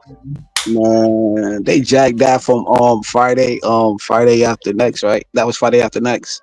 No, With Cat Williams with Mike Epps had the baby powder and slapped his sidekick. You know? But I believe he got rid of him right there. But yeah, I believe you slap him in the jaw, kick him in the ass, then send them on their way. You know? Damn, kick him in the ass. Yo, what the fuck we going with this? Where we going? Kick him in the ass. Well, I mean, you got to send a message that disrespect won't be tolerated. Look, this is just how I am. You can say a lot of things to me that really won't even fuck with me. You call me ugly, you call me fucking, you call me skinny. You can say a bunch of different shit to me, man, and I might even laugh with you. But once my intelligence gets insulted, like that's some shit that can send me through the fucking roof. And I'm not even saying somebody just calling me stupid, but when somebody tries some slick shit and just assumes like I'm too stupid to notice it, like you didn't just call me stupid, like you really do think I'm a fucking idiot right there. So right there, like if I feel as though I'm having my intelligence insulted like that shit'll probably turn me the fuck up too. Right there. I'll even replay this exchange. Yeah, let me say this real quick. Let me say this real quick. Like to be great. No. Where's you I'm not nobody. When it comes to nobody this dude, said anything of the sort. How you use this against me? Okay, go ahead. I'm gonna stop cutting Go ahead, bro. Wait. If you had a show for 4 hours, I'm not aware of the first 3 hours, and I catch the last hour. Am I at fault? Yes. How's that my fault? Because you don't. I'm sorry. Yes. Because I'm out here living a life. Because I live a life outside of YouTube. But why is you complaining now though, bro? What is you? I'm not complaining. What do you mean? I'm not complaining. Super. But a lot of you wait. This is the same city that call black men broke. No, bro. Jeff, I know you ain't talking right now. No, I'm just trying to bring clarity, brother. You said, why are you wrong? I'd like to bring clarity to that. Because I don't operate on you guys' timeline. Hold on, bro. Y'all be coming up, y'all claim y'all black men and y'all for men and all that kind of shit. Then you come up here slick hating, hoping something. Then you setting it. I'm gonna tell you what you did. I'm gonna tell you what you just did. You set it up for somebody to watch this show and say, "Oh, so Obsidian, he already got kicked out. We gonna report Freezy." Bro, I don't like that funny shit, bro. No, that's not funny. That's in YouTube community guidelines. If you bro, stop. I already know he got kicked off, and then you talking about, you said I could run the tape back, bro. You coming up here hollering. I know what I said. What did you say? Repeat it again. You might as well. I said, if you bring on people that have been kicked off YouTube, you put your channel at risk. That's what I said. Say that dumb shit? Why would I not say it? That's called that's knowledge. That's wisdom. That's helping you save your fucking channel. You think I don't? Okay, fine, fair enough. I never, bro. Listen, outside of this, hold up. Until 2 weeks. Oh wow. Why y'all do this, bro? I'm gonna tell you the truth, bro. I don't like that funny shit. I don't like that funny shit. I know what that shit is. I know that type of play, bro. Everybody and their mama know this man got kicked off of fucking YouTube. You ain't have to tell me that shit and promote that shit and like you making a fucking grandstand. Nigga, if you got a question for this dude, ask him the goddamn question. Bring your ass up here 2 hours earlier then. With that bullshit. You niggas be slick hating. I ain't stopping no questions on this shit. I told y'all 2 years ago, I'm not no team man. I'm not team woman. Freezy care about the kids. I care about the family. If there's a way I can have some Mansfield dudes come up and talk to some guy that don't agree with the Mansfield, or some women come up that got some problems and we can bring this shit together, I'm all about that. You niggas act like y'all don't know how to have a fucking conversation. Oh, Freezy, you better beware. He got kicked off of YouTube. You might be next. With that funny shit. And you niggas get on my goddamn nerves, man. Now, I get where Freezy coming from. But, hey, you might be in the wrong place for this shit. And even if you're not in the wrong place because you're in your house, so you can kind of run your house the way you want to run your house, but just understand the guests that you allow in your house, they're going to do what the fuck they do, fam. That's how they move. That's how they've been moving. And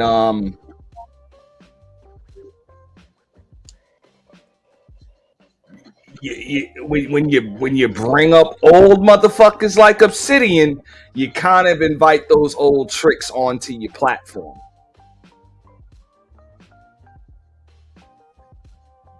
All day, every day. You know what I'm saying? There was a brief moment, you know what I'm saying, within this conversation that we having, you know what I'm saying? I just wanted to say that for the record. Like, yeah, man, you bringing that energy, bro. You know what I'm saying? Like, yo, man, let's put it all on the table, right? Obsidian got an aura, yo. He got a dark aura, a dark cloud around him, gray cloud, whatever it is. And people gonna talk that talk. Is you got to take it to your discretion to see it as a constructive criticism, a diss shot, a hate, motherfuckers hating on your panel or hating or whatever the case may be. People been around for a long time, you know what I'm saying? Nobody ain't really trying to hate, you know what I'm saying? Hate, especially with Sly, man. You don't want to see his hate, bro, because he get diabolical like anybody else in this space. You don't want to see the levels people go, because there's a term, you know what I'm saying? You know what I'm saying? I bring hell with me. Everybody got their own sayings, you know what I mean? Whatever they do, I'll take you to hell, whatever the case may be.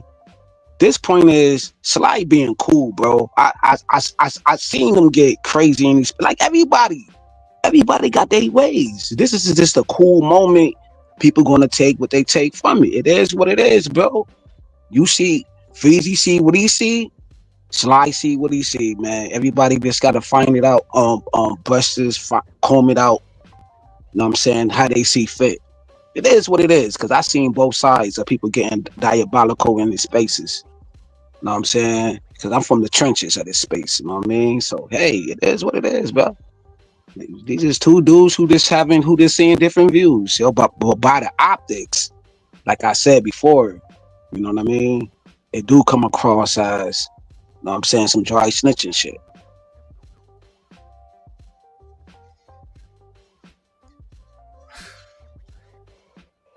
I mean, in my opinion, I would agree with Ed. I don't think Sly's intention was to just get Freezy's channel fucked up or no shit like that. But intentions don't mean anything. I also think that he just spoke and really didn't think before he did. So that's why that shit just rolled off his tongue.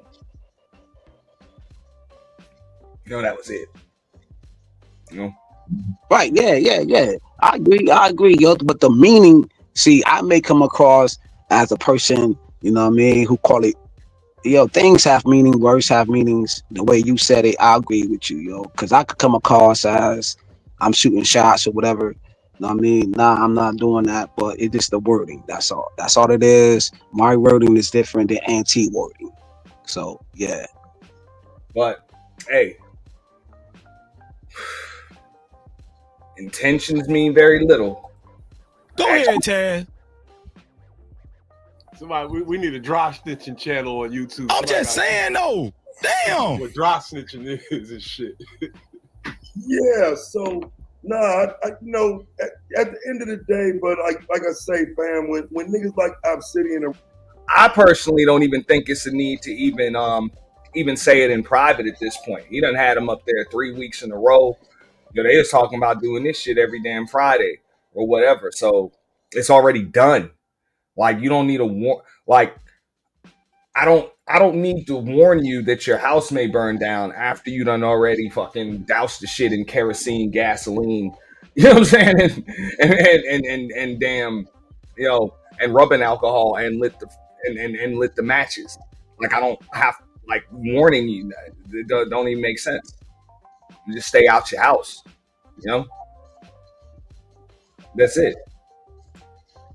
I'm pretty sure I heard that. Like, I don't know how the phrasing go, but if you see 5 houses burning, you know what I'm saying, who houses you gonna save? Like something like that, man. I seen that in this space or somewhere on Facebook. It was like, if you see 5 houses burning, are you gonna save yours? Like, you know what I'm saying? So I get that sentiment. You know what I'm saying? If it's burning, of course you're gonna save your own house. Like, you I gotta tell somebody, look both ways before you cross the street after the accident.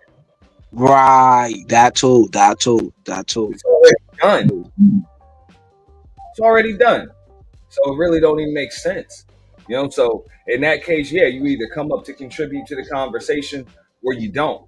But hey, motherfuckers ain't coming up to contribute to no conversation, and damn sure ain't got no motherfucking questions when it come to Obsidian. They got smoke.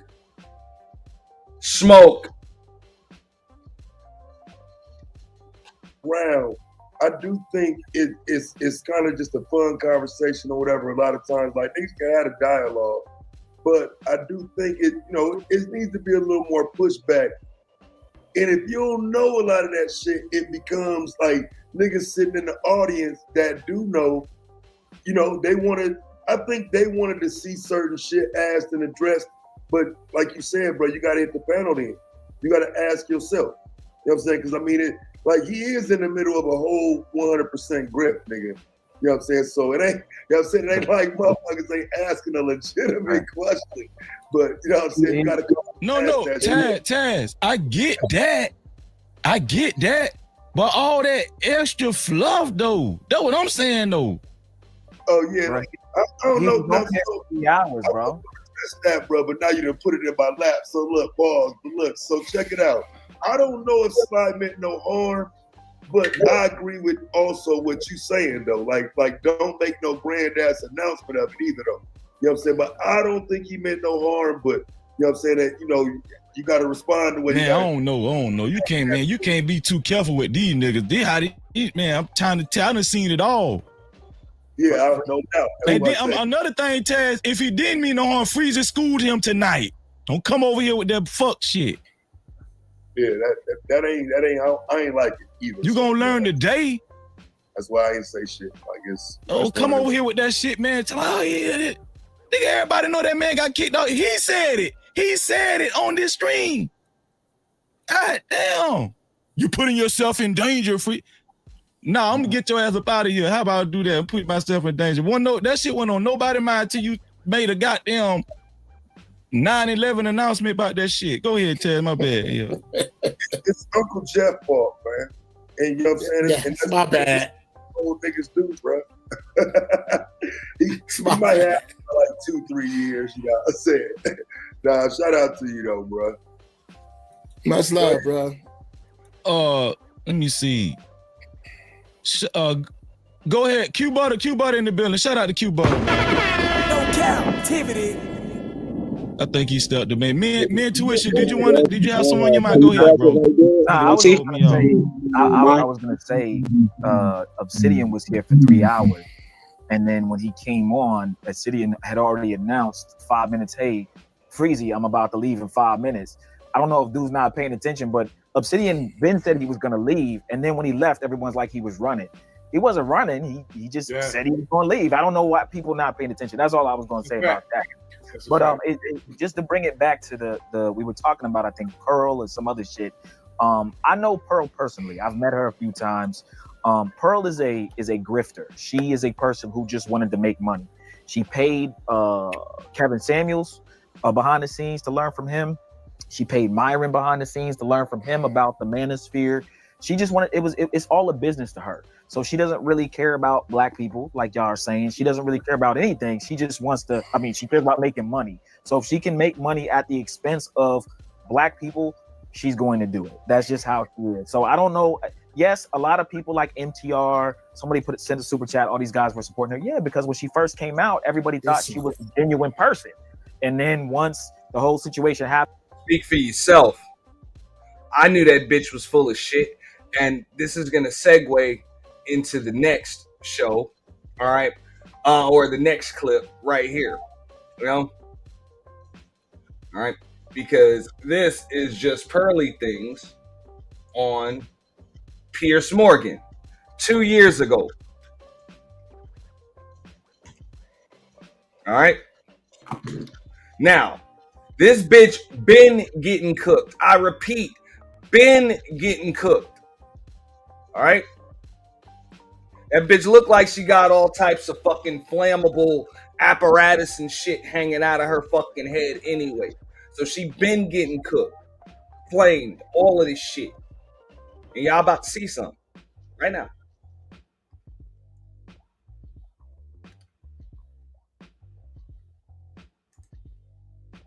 This is the self-styled anti-feminist influencer who's creating major buzz online with a contrarian view. She's appeared in a couple of debates on this show. It's called Uncensored After All. We welcome any honestly held opinions. But this week, she's facing a major backlash for posting a song titled Why Can't We Talk About the Jews, which she dedicated to far-right commentator Nick Fuentes before later deleting it.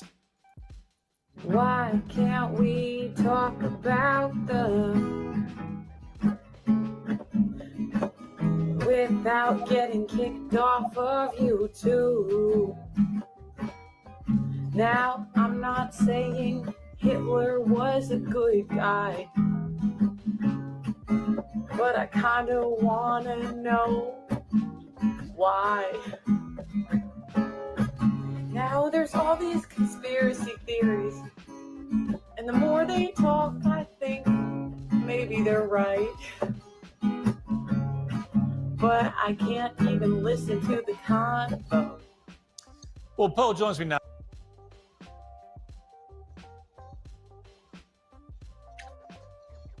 Bitches like that got to go, man. Or you just kick them in the ass, give them a few slaps, and send them on their motherfucking way.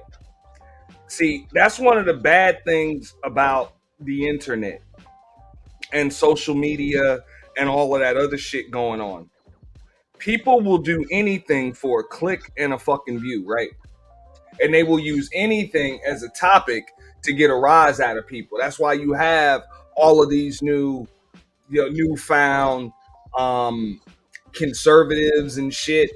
You know what I'm saying? I call them newborn conservatives and Republicans and shit like that because it's some shit that's trending. You hashtag MAGA and Trump and shit like that. Boom. You get views. You got a MAGA hat and Donald Trump in your background. You get views. You got everybody's all pro-black all of a sudden and shit because the shit gets views. Now, I know when I was coming up, I'm old enough to know that they used to say, okay, when you get into a room full of fucking strangers, there are like 2 things you don't talk about, maybe even 3 things you don't talk about. You don't talk about politics. You don't talk about religion. Those were the 2. And then eventually it kind of went into race as well. So you don't talk politics, you don't talk about religion, and you don't talk about race. That way you don't have to worry about offending somebody or low-key offending anybody. You can have, icebreakers and just regular conversation without offending folks. Now, those are the only conversations going on the internet because it's triggering. It brings in views. It brings in clicks. It brings in subs. It brings in likes and follows and shares and all of that other shit. So I will agree with the Mentuition dude that, yeah, she's grifting and shit like that. But folks need not fall for that shit. That's why I say certain topics, I don't give a fuck how many views they bring. I don't play with certain shit.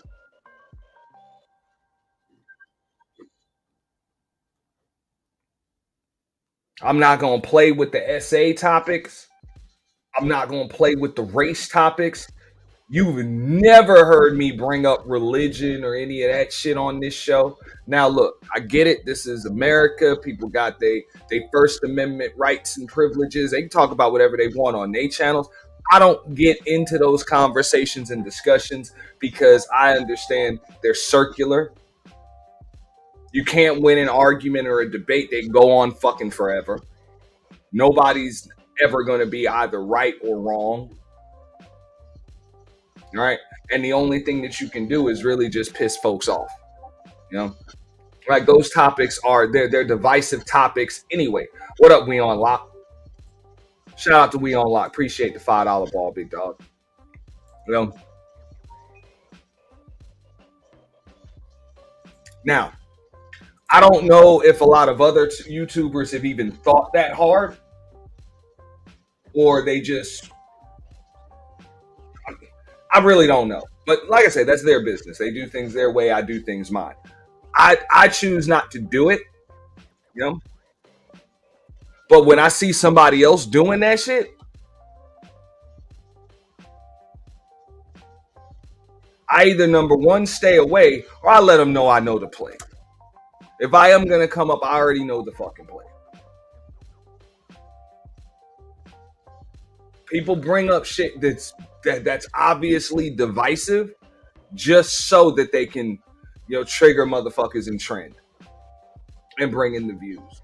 Along with the New York author and founder of End Jew Hatred, Brooke Goldstein, over in the States. All right, Pearl, you've come on the show a couple of times, right? We've had some spirited debates about feminism and stuff like that, and I thought you've made some good points, and it's got lots of traction. Then I wake up the other day and I see this thing that's trending involving you doing this song, and I couldn't really believe what I was watching. I didn't know why did you find it funny? Huh? Did you find it funny? I mean, you know the backlash to it. I mean, you deleted it. You obviously thought you shouldn't have posted it. Why did you do that? Genuine question. I mean, the point was more about cancel culture and people getting kicked off of social media if you finish the song. It was more about, like, you can't talk about this topic without being canceled by the left and the right. I don't really have a strong opinion either way. It was kind of just like tongue in cheek. I didn't really expect it to get that crazy. It wasn't dedicated to anyone. I don't know why they say that, but that's not true. I mean, Nick Fuentes is a white supremacist. He's a Holocaust denier. He said afterwards that you had dropped a diss track on the Jews, which he clearly took to be something which was, you know, mocking Jewish people, talking about, I'm not saying Hitler was a good guy, but I want to know why. What do you want to know why? Well, it was more like, why can't we talk about it? It wasn't like, we talked about the more conspiracy. The question is, bitch, why do you want to? Why do you want to? You don't know a world in which, you know, like you don't know a world that the Fuhrer is in.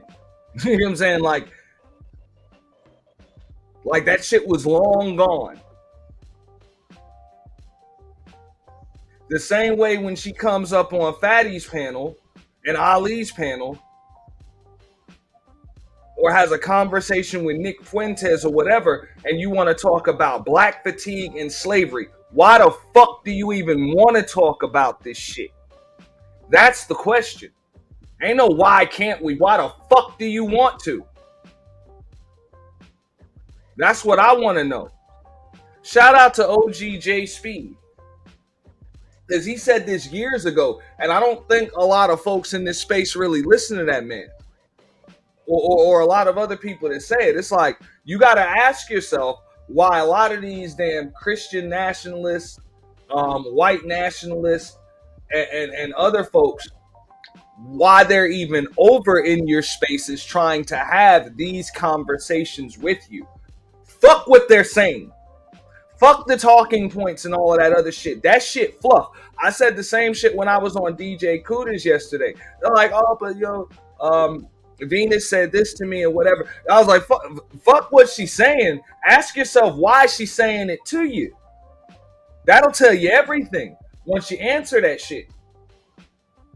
Once you know what somebody's motivations are, that'll answer a lot of your questions. And you won't even have to ask them.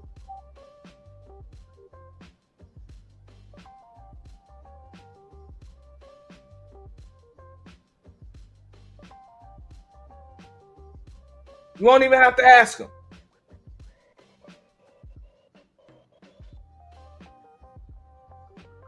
And more often than not, when these topics and shit come up, the purpose is to sow the seeds of division. It's to create drama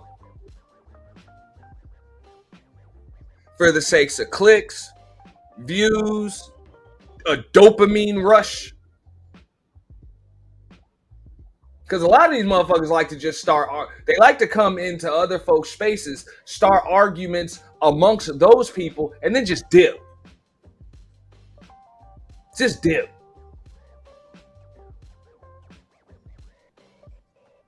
Or just start some shit so that way they got some content to bring back to their own pages and channels.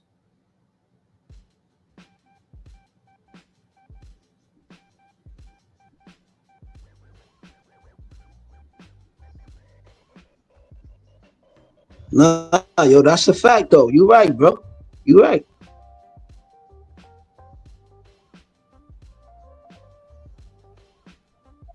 Conspiracy theories you've heard about Hitler and the Holocaust, presumably. I'm a fan of conspiracy theory. Like, you know, people think I'm part of the CIA. There's a whole conspiracy thing online. And, you know, I'm not for like silencing it either way. The point of the song isn't like I really have an opinion on the matter. It's more, I don't think we should ban people off of social media. So far so that I don't even, like, I think it should be illegal to ban anybody off of social media unless they're inciting violence. That was the point of the song. I'm not Nobody gives a fuck what this bitch believes. Nobody cares. You ain't lived long enough on earth for anybody to give a fuck what you believe. You don't have enough skin in the game. You give a fuck how many damn followers and subs you got.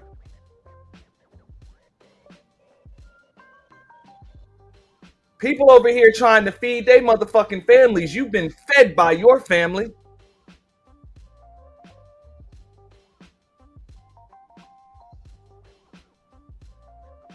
You're a fucking baby.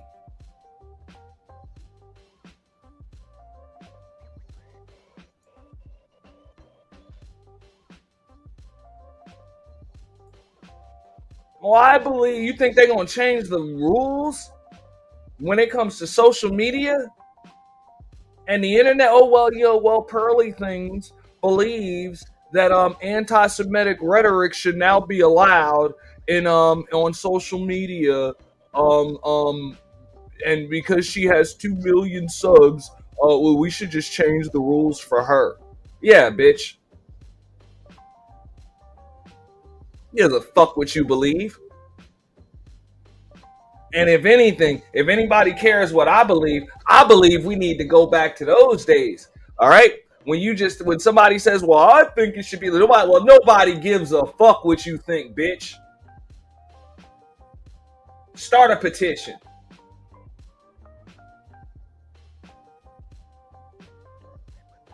Start a petition. Go get you 100 million signatures. And then maybe you can get a bill put on Capitol Hill and get motherfuckers to vote on that shit. Other than that, don't talk that shit to me. Nobody give a fuck what you think. I think you need a tan. I think you need some goddamn Head and Shoulders. Some dandruff shampoo. I think you need to wear your retainer a lot longer at night. You know, you need to wear that shit throughout the course of the fucking day. Your teeth all fucked up. I think you need to take your ass to charm school before you start having wife school. Learn how to walk in goddamn heels Maybe even wear a waist trainer or some shit. I think there's a lot of issues with you need to fix before you tell the internet what the fuck they need to fix, bitch. But you don't give a fuck what I think, do you? As you shouldn't. So why the fuck should I give a fuck what you think?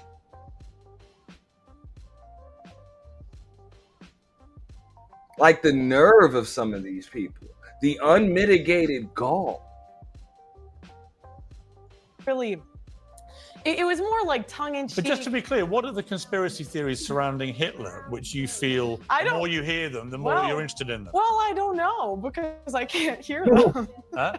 I don't You know the ones that Nick Fuentes. Well, I wasn't even talking about Nick. I was thinking of Ye, to be honest. I don't know why they put that Nick was the inspiration for that song. I was thinking of Ye.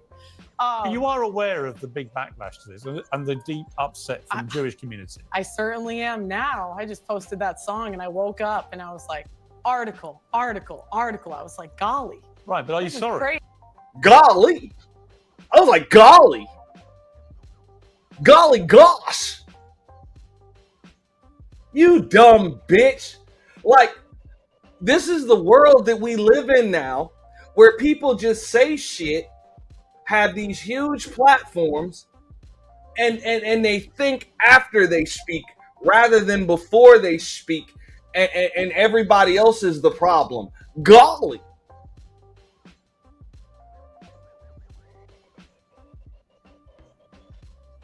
Golly gosh.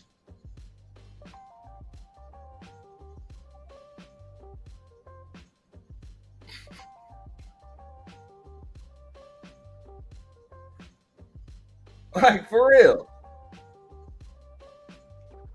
Crazy. You know, I think that. No, I don't. I think this is the absence of thought. You don't think anything.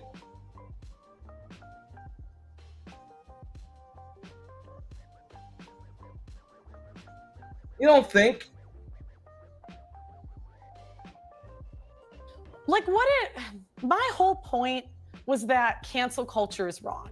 I am not speaking one way or the other about the issues. My question is, why are we canceled for talking about certain topics? So you would allow Holocaust deniers to have space on social media to promote Holocaust denial to millions of people? You have 2 million people who subscribe to your YouTube, right? Mm-hmm. That's a big audience of people. I'm not at 2 million yet. I'd like to be. Right, but you have a lot of people that follow you on various social media platforms. Yeah. You put a video like that up, and there are going to be some impressionable young minds going, hang on, what's Pearl saying? Adolf Hitler? Not saying he's a good guy, but I want to know why. The more conspiracies theories I hear, the more I have to think about it. But I took that to mean that you agree with Fuentes. Why did you cut off the end of the song? I said, I give a fuck about the end of the goddamn song. You want to know why they consider a dude a bad guy that committed genocide.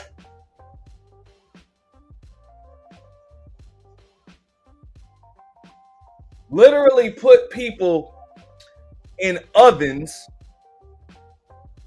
based on their gender, race, or religious affiliation. And you want to have this conversation on the fucking internet. I want to know why.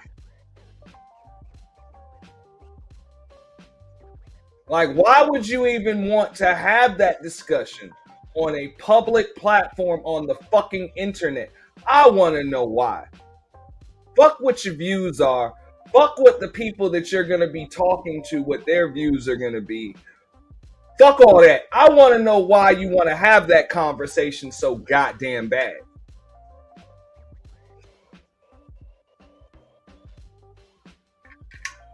The same way I want to know why you want to have the black fatigue conversation so fucking bad.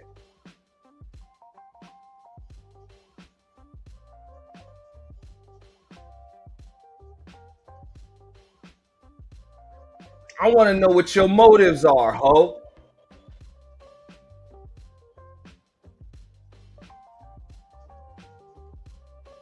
That's what I'm saying, man. These people be playing with fire. What's up, May? Hey, what's going on? I see you smoke on that Pearl pack. You tear that ass up. That bitch do need it. She do need a damn. She need a lot of shit. She need a whole lot of shit. You would have to get that tan in a bottle. Hold up, I got something. Shout out to DJ Kuda. He did a good job with this one. She would have to get that damn tan in a bottle. No. Damn, whoop dog. Damn. Because the sun can't do it for her. That shit just gonna burn a layer of that reptilian shit, that reptilian epidermis off of her fucking body. She literally looked like she's 50 years old. She literally does. You don't insult 50-year-olds like that. Bullshit. That chick looked like she pushing about 70. Yeah, I did pull a couple on my own. I just pulled a couple of 50-year-old pictures and I compared them. And I was like, ooh, you know, she got actually a lot more going on than they do. But I think the girl lives a high stress life. I think she's highly insecure, and she got a lot of insecurities and worries. I used to watch her little, what she have, coffee conversations. And when she would go into her coffee conversations, you could see all her neuroses and all her mental issues coming to forth. You know, you could see it. It was on display. And she do those early in the morning. But what I wanted to say is this: I don't understand why people think Pearl is winning. This is a goofy ass broad, and she has parents who have government contracts, make millions of dollars. Her parents are hooked up. Her mom does international business as well as government. She has got all the hookups somebody could want in the world. So you have to be goofy to have wealthy parents who've already established government contracts, made their lifelong wealth off of it. And the best thing you can do is get your dumb ass on YouTube and say a whole bunch of anti-Semitic, anti-black, anti-female. Like, what the hell? Is this the best you can do? What is a better hookup than that? You come from wealth and privilege, and you got parents who are hooked up into the government, got rich off the government, still getting rich off the government. And this the best you can do? Be on YouTube, being goofy and stupid. And the second thing I thought about, Pearl is so desperate for attention. But she doesn't realize, look at it. She was saying back then, she was like, I almost got 2 million. But look at her now. She got, what, 2 million? She's not growing. Everything she did, she didn't have a plan. She thinks she's so smart. She talked down to some black man the other day. You have a small channel. She tried to put it channel supremacy. And I'm just not going to talk to somebody as small as you. You're not as smart as me. Where are your results? Where's her brand manager? Where is it? You got a bunch of whale t-shirts that nobody buys. What man is going to walk around with a whale t-shirt on? Like what? Like, you know, you think about it, she should have different companies. You know, Candace Owens, all the rest of them, they got endorsements. You know, if it's steaks or whatever. I'm just saying. Coca-Cola, she closed the door on herself when she did that whole anti-Semitic. Bitch, don't you realize these people own everything? Look at what they did to Nick Fuentes. They own everything. They shut him down. He couldn't fly. He couldn't ride. He couldn't spend no money. He couldn't keep a bank account. He couldn't get a job. He couldn't go to college. He couldn't get in the media. So you seeing all this with this man and you think that's the move, that shows you how stupid she is. And Nick Fuentes is about to be a 40-year-old virgin. Yeah, right? He said he can't even have relationships and friendships because of what he's been through, you know? Nick Fuentes is a fucking joke. No? Yeah, he's got a lot of attention right now because America's angry with Trump. But outside of that, it's just a perfect storm. That's all.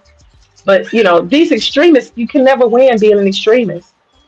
And I think that a lot of times people, you know, they think that we don't like what's going on in Gaza means people, you know, hate the small hats. That's not what's going on. It's not hate of the small hats. You disagree with the government's action. But see, Pearl thinks that means it's a, you know, green light to just say whatever. It's not. And she's gonna pay the price. Look at her. She's not growing. She can't get endorsements. Nobody has her on their shows. Where has she been? Piers Morgan let her come on there and look like a fool. He let her make a fool of herself. How many times they had her on there again? I ain't never seen her be a consultant for any of the major news networks. Nobody's offered her opportunities. No branding deals. No multi-million, co-sign. She's not getting red carpet invited anywhere. Not APAC. What is it? CPAC. They're not inviting her nowhere. She's not a speaker going around to the Ivy Leagues. So Pearl is a bitch living in delusion.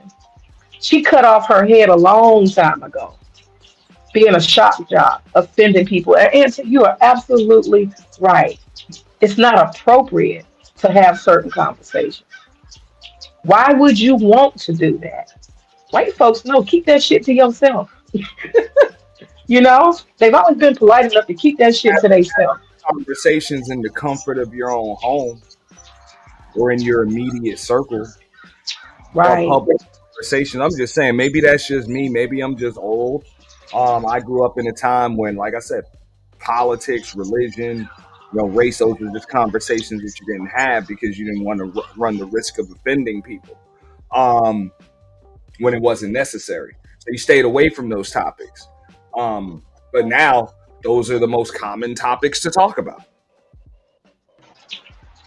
Yeah, and the thing is, you can do that. Like when you're Elon Musk, you can go and do a high, salute because you were the richest man in the world. You can get away with it. You can recover from it. But if you ain't Elon Musk or somebody really powerful like that, and even him, they reeled him back in. He ended up having to do a shame tour, if everybody remember correctly. They had him go kiss the wall because they showed him how his empire could fall very quickly. They took him into a boardroom. I think they put a PowerPoint, and I believe they showed him this is how this money is connected. You see all these government contracts you got over here in America? We got APEC. They can cut that off. They can vote that out. We can transfer all of your contracts. We can go this way, that way, and another way, and you would end up with $0. Fuck with it. Elon came out of that boardroom. I'm sorry. I love you people. These folks be thinking they be playing with somebody. You cannot do that. Pearl is a nobody. And any opportunities that she could have had, she cut them off. And that's why she can't grow. She can't go nowhere. This is what she's stuck with the rest of her life. Some low-level goofy bitch. And the older she get, the dumber she gonna look. Think about it. But you look like 40 years old being a shock jock on YouTube still. You 50 years old. This is what you're gonna do? You think these people gonna forget? Piers Morgan keeps asking her. He keeps saying her. What does he say? Do you think about the consequences of your behavior? She's not hearing it. Golly, gosh, golly. Goofy bitch. I'm just a fucking ditz. And the only rebuttal people will have is, well, she's got 2 million subs. So do cats that jump off of dressers. But even that is a goofy ass comment because we're looking at the totality internationally. How much money? She's somebody who's in it to win. At least she acts like she does. Think about international endorsements. Think about all these different organizations. People get speaking tours. They make millions. That's how a lot of these presidents and these famous people make money. They do graduations and different organizations. They pay them $2 million just to step on the stage. She cut all of that off. She fucked all of that up. She got like 2 million so-called viewers, and we don't know how much of that is pumped up. And then she can get, 20,000, 8,000 views? She's losing. Look at that number, 2 million so-called subs, and you only got 20,000 people on an average. On average, sometimes 16, sometimes 10. The bitch is struggling. And you got goofy-ass people who sit around, well, Pearl is winning. Look at her results. She's not winning. She has no endorsements. She's not representing any brands. She's not touring. She's not a sought-after person. The bitch ain't got no books. She ain't got no films. She got nothing. She got nothing. She put a noose on her neck and hung her damn self, being goofy. It's all she's got. The bitch is ugly. I'm just saying. She's ugly and she's dumb. She's dumb. I agree. Let's listen to Piers cook this chick a little bit more. But we can't even have the conversation. What is the conversation you want to have? Without being canceled But by the left and the right. But what the is point is any Pearl, speech. No, I Pearl, think it's not any speech. speech. It's not any speech. What is the conversation about Hitler and conspiracy theories and the Holocaust that you want to have? I don't want to have any conversation. My lane is feminism. That's what Well, you're I'm singing talking about Adolf Hitler.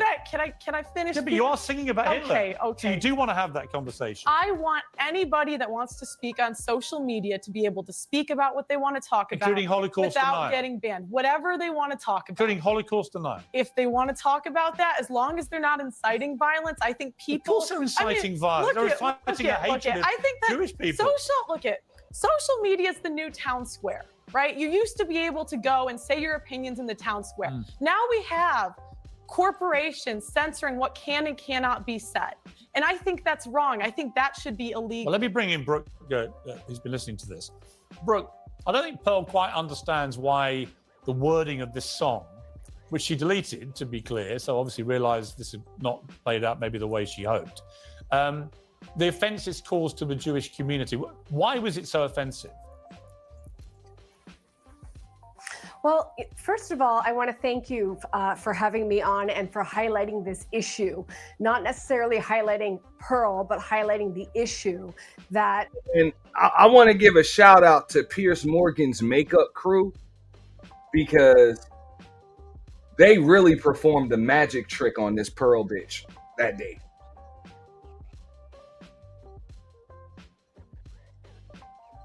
Like, for real. They did wonders with this chick. And notice the woman said that she's glad you highlighted the issue, not necessarily Pearl. They're signaling you. You're done. You're done.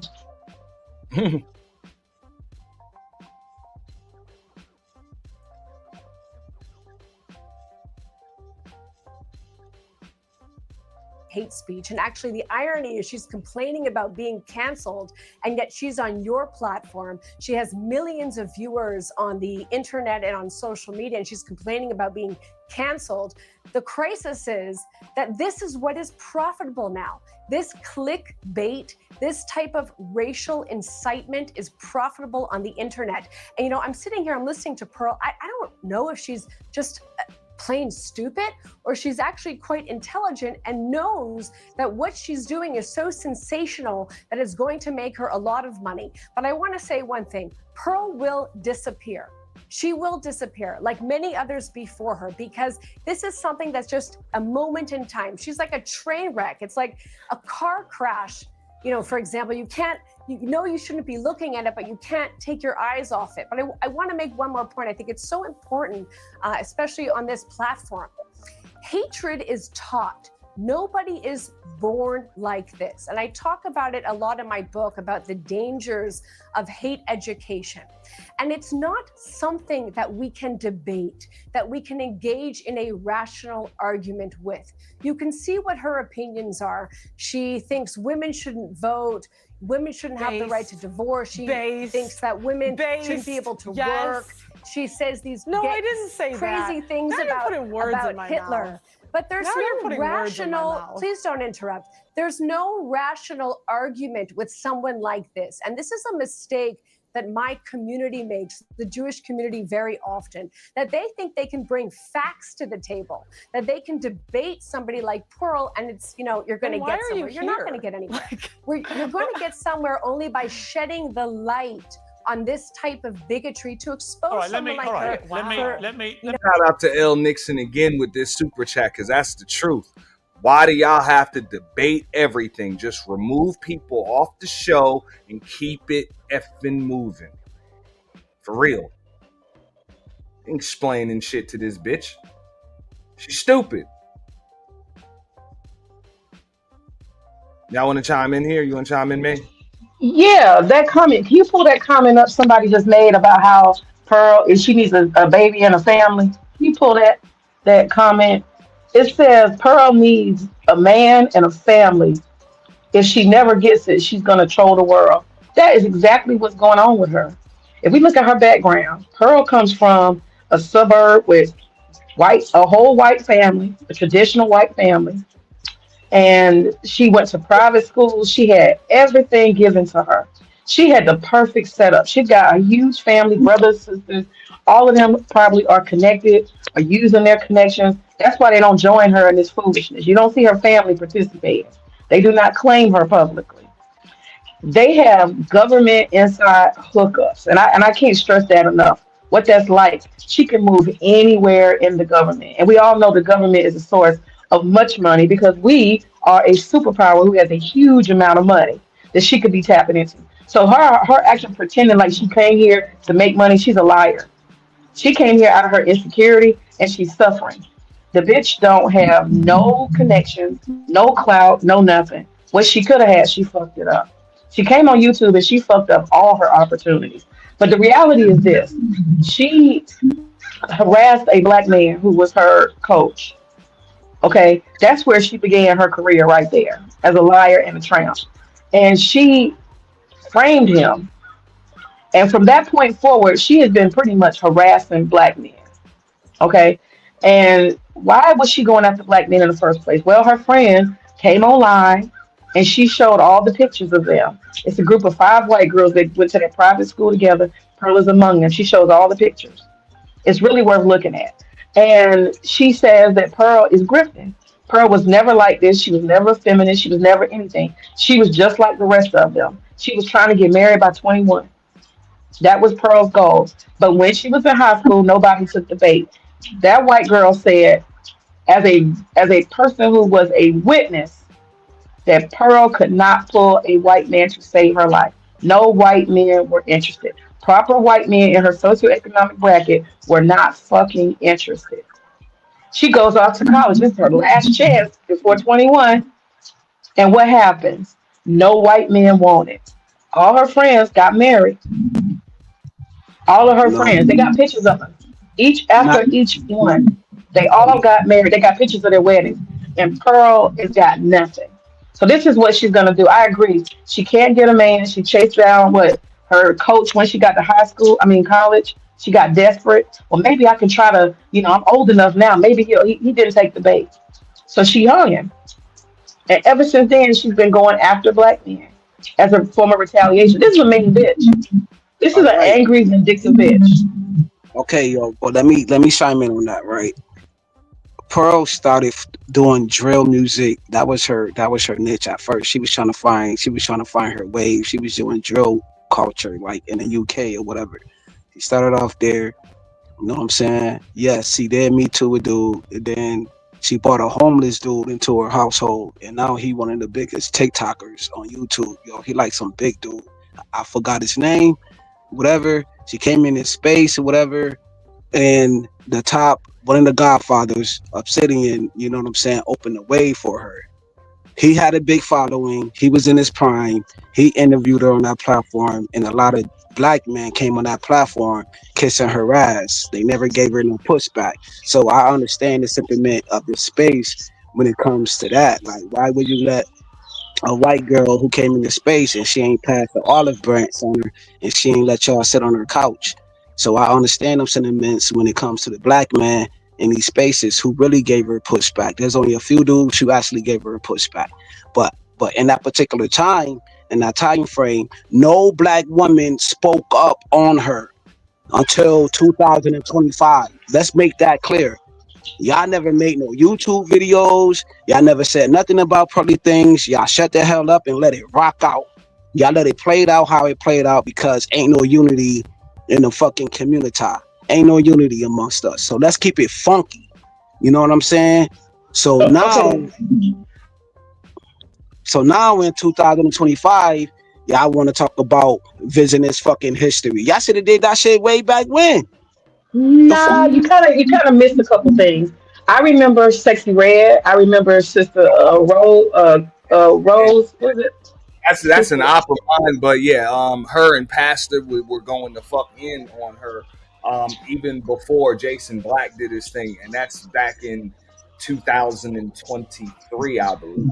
Yeah, so, and now now Sexy Red. And not only, no, hold up, Keo. Not only that, even though ugly ass frog face Crimson Cure, let me tell you, let me correct it. Crimson Cure weighed in, Six the Goddess weighed in, all of them Black Manosphere chicks weighed in. And that's not the only people. There were people in the periphery. I'm a nobody. I don't got no channel. I was weighing in. It was a ton of Black women clowning her. There was a ton of Black women clowning her. Come on now. Few Black women. Few far in between. You named like 5 Black women. Wow, whoop-de-fucking-do. Whoop-de-do that day. Y'all wasn't going in like that. Not like how Black man was going in on her ass. Y'all was ball stroking this shit. You know what I'm saying? No, we weren't. She still regrets. She said that she wished that she would have gave. I can't think of any Black woman other than maybe what's her name, Jessica X, who stood up and said anything positive about Pearl. I can't think of any Black women. I think you got to go back and recollect history, brother. You're gonna have to go back. I was here in the midst of this shit. What the fuck is you talking about? I don't need to go back if I was here. Wait a second, Kills. What up, Raining Woman? What you got on it? I had to unmute. Good afternoon, Auntie, Kills, and Lynn, and everyone in the chat. How y'all doing? How you doing? Hello. So I just want to say something quick, and I'm gonna pop off. Kills, I think one thing you may not understand is that, or maybe you have an oversight on, is that Black women in the space, and then Black tube period, or I'm only gonna say nigga tube period, have understood is that there is no need for us to use our voice when it comes to women that you guys in the Black manosphere choose to put on a pedestal that is non-Black or that is more of a preference, because we will get our heads chewed off, we will get beat up in the chat, we'll get beat up on our platforms, and there will be more support for the other being pedestalized than what it will for the Black woman speaking against it. I'm dropping the mic on that, and I'm out. My response to that real quick. I really don't give a fuck. You know what I'm saying? Because y'all had a microphone in these spaces for many years. Y'all dox channels in the gender war and all of that shit. So I been knew y'all don't use y'all voice correctly within this fucking space. I don't give a rat's ass. Yo, when I went through my shit and found out that the shit wasn't true about a certain particular person on the first purge, y'all motherfuckers ain't stick up for me, so I don't give a fuck. When you read the Ratchet Rules by the Grinch, we already know y'all not our women. Y'all was the first fucking snitches on a fucking plantation. Y'all was in a Grinch. Are you serious? Oh my God. And fucking the white man. And that's real. You can read the Ratchet Rules book, authored by the Grinch. So I don't give a fuck, yo. This shit is mindless. When I turn this fucking YouTube off, yo, it's regular life, yo. When I come in these spaces, I be chilling for the most part. I don't drag y'all. I'm not harp on y'all. Y'all do y'all thing, like y'all say. Y'all don't gotta use y'all voice. Cool. Let's move on. I think you're confused, but we'll let you have that. We'll let you have that confusion. But the fact is that the white manosphere didn't even want to be bothered with her. As you see on the comment here, the white manosphere dragged her. They did not want her nowhere around. They told her she gets no entrance, no clout, no attention, no nothing. They blocked her out because she's a goofy. Everybody blocks her out. And it's only a handful of dudes in Black manosphere that even giving her any kind of respect. The rest of the world, literally, even among white women, how many white women Kills do you see pushing her up like she's all that? Where do you see it? I've seen white women disrespect her and tell her that she was probably had AIDS because she was dating Black dudes. At the end of the day, the reason why Black man gave her a push, then I'm gonna go on mute. Yo, I don't got time for this shit, right? Why I'm you about to go upset? on mute. Are you a Pearl fan? Are you upset? Don't be upset. If you close your ears, you know what I'm saying?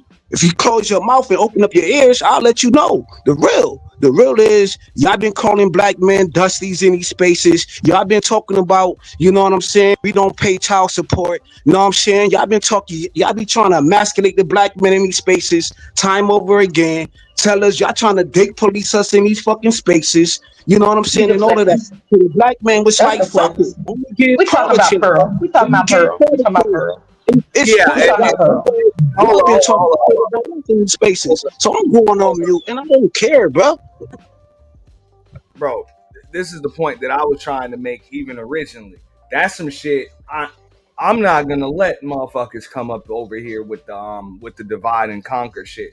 If the topic of conversation is this Pearl bitch, I'm not gonna use that as an excuse to go at black women or whatever, or even my ops, for example. I'm about to just call out this bitch. Just like you were saying earlier, nigga, focus on the goddamn target. Yo, I'm not about to shoot, you know what I'm saying, at somebody else when I know damn well this is my target. Don't make no sense. Because that's Pearl's goal, the same way it is with a lot of these Christian nationalists and a lot of these newborn conservatives and all of that other shit, is you just come in and sow the seeds of division and shit. Have a bunch of motherfuckers arguing, and then they just dip. They dip. They make their bread off the shit. Look, these motherfuckers is savage, uncivilized. They don't even like each other. Boom, and then they just dip. So I refuse to let a bitch like Pearl start an argument with me and, oh, well, you black women called us dusty. So because of that, Pearl a problem, and neither of these other motherfucking grifters. Nah, fuck that. That don't have nothing to do with that. That's my opinion on it. But what up, Love Wisdom? What up, y'all? How y'all doing? Go ahead, yo. I'm on mute. Hey. Good afternoon. Can y'all hear me? Because my reception a little bad. Yeah, I can hear you. All right. So, as far as people like black women coming after Pearl, black women did come after Pearl.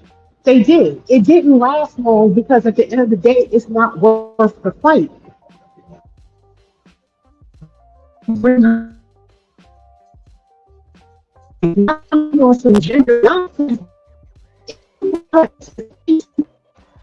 Hey, your phone is acting up. Can you clear it? Started acting up.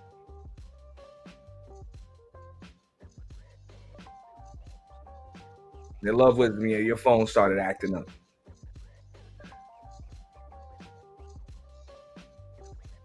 But this right here, this is a clip from Pearlie's ex-best friend.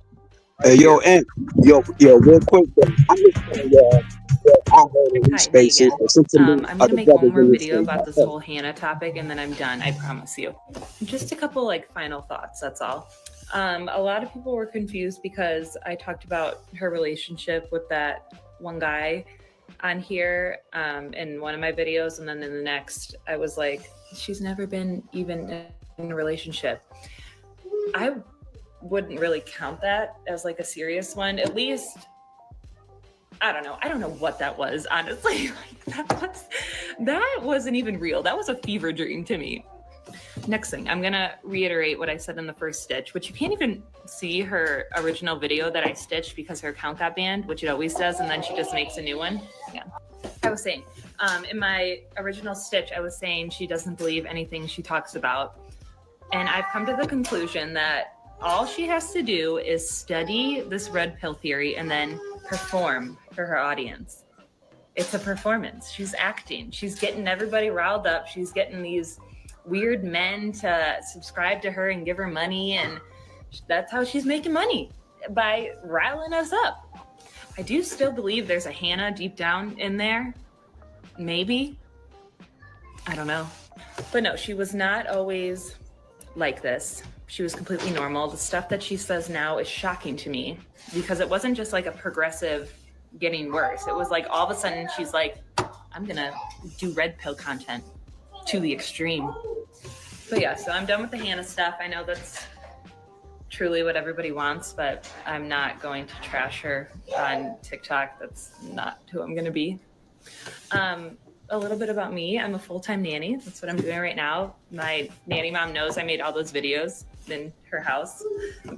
And she thought I was a rock star because she's also seen this girl's content and is like, oh my God, I would never want my daughter to see stuff like that. And I agreed. I almost was like, I should crop her out of all my pictures because I don't want my children asking me about her one day and me having to show, like, them finding her. Oh my God.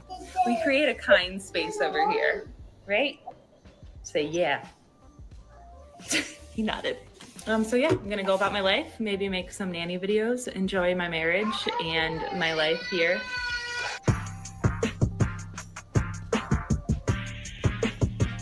Denied some of the parts of it. You denied parts.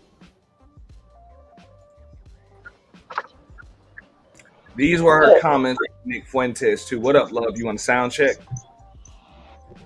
Yeah, I'm good. I was in a bad area. Sorry about that. Okay, you got the floor. Yeah, I mean, I don't know if you guys heard me before, but just giving Kills a little pushback. Black women did speak about Pearl. They did. They spoke about Pearl. It didn't last too long, and everybody went back to minding their business. And two, first of all, for a lot of the black women that started coming after Pearl, that was because, let's keep it real, a lot of those women who had the manospheres back, when Pearl came on the scene and those dudes straight discarded all of those women for Pearl, they got the backlash like they were supposed to. Black women started talking, calling her out, calling these men out. After that, everybody just went in their respective corners and went about their business. The problem is, Pearl has been resuscitated again. All right, and now we're back at this again to where it's like, oh, she's talking about black women. Black women, where y'all at? Speak up, speak up, speak up. Don't nobody got time for that no more. She said the same thing the manosphere has been saying about black women since Blog Talk Radio. None of this is new. So argue with her about what? Like, it's just entertainment for the dudes who using Pearl to be this big secret weapon against the gynocracy. Like, everybody sees through this. So what's the point? It's like what Bruce Lee said, the art of fighting without fighting. Why am I going to sit here and argue with you for entertainment purposes where you're saying the exact same thing that these men have been saying about us for decades? Like, I don't see what the point is. I don't see it. And she's not debatable because, again, she doesn't have a mind of her own. Her friend even exposed the grift. So at this point, come at Pearl for what at this point? Come at her for what? That's like going after a 304. A 304 is going 304. It don't matter what you say to her. She's still going 304. Pearl's still going to do what she do. So what that got to do with black women? They said their piece, handled their business, talking about new stuff. Pearl is resuscitated for what? To go at black women again? Come on now. Nah, y'all got it. Y'all got it. Blog Y'all Talk got it. Radio. Hold on. Blog Talk Radio was never about going at black women. It was the concernings and sentiments of the black community in a whole. You know what I'm saying? I wasn't there for Blog Talk Radio, but like, I was there. The godfather of these spaces, AM, Angry Man, broke that shit down a long time ago, bro. So that's cap right there. You know what I'm saying? That's not cap. Hold up. That's not cap.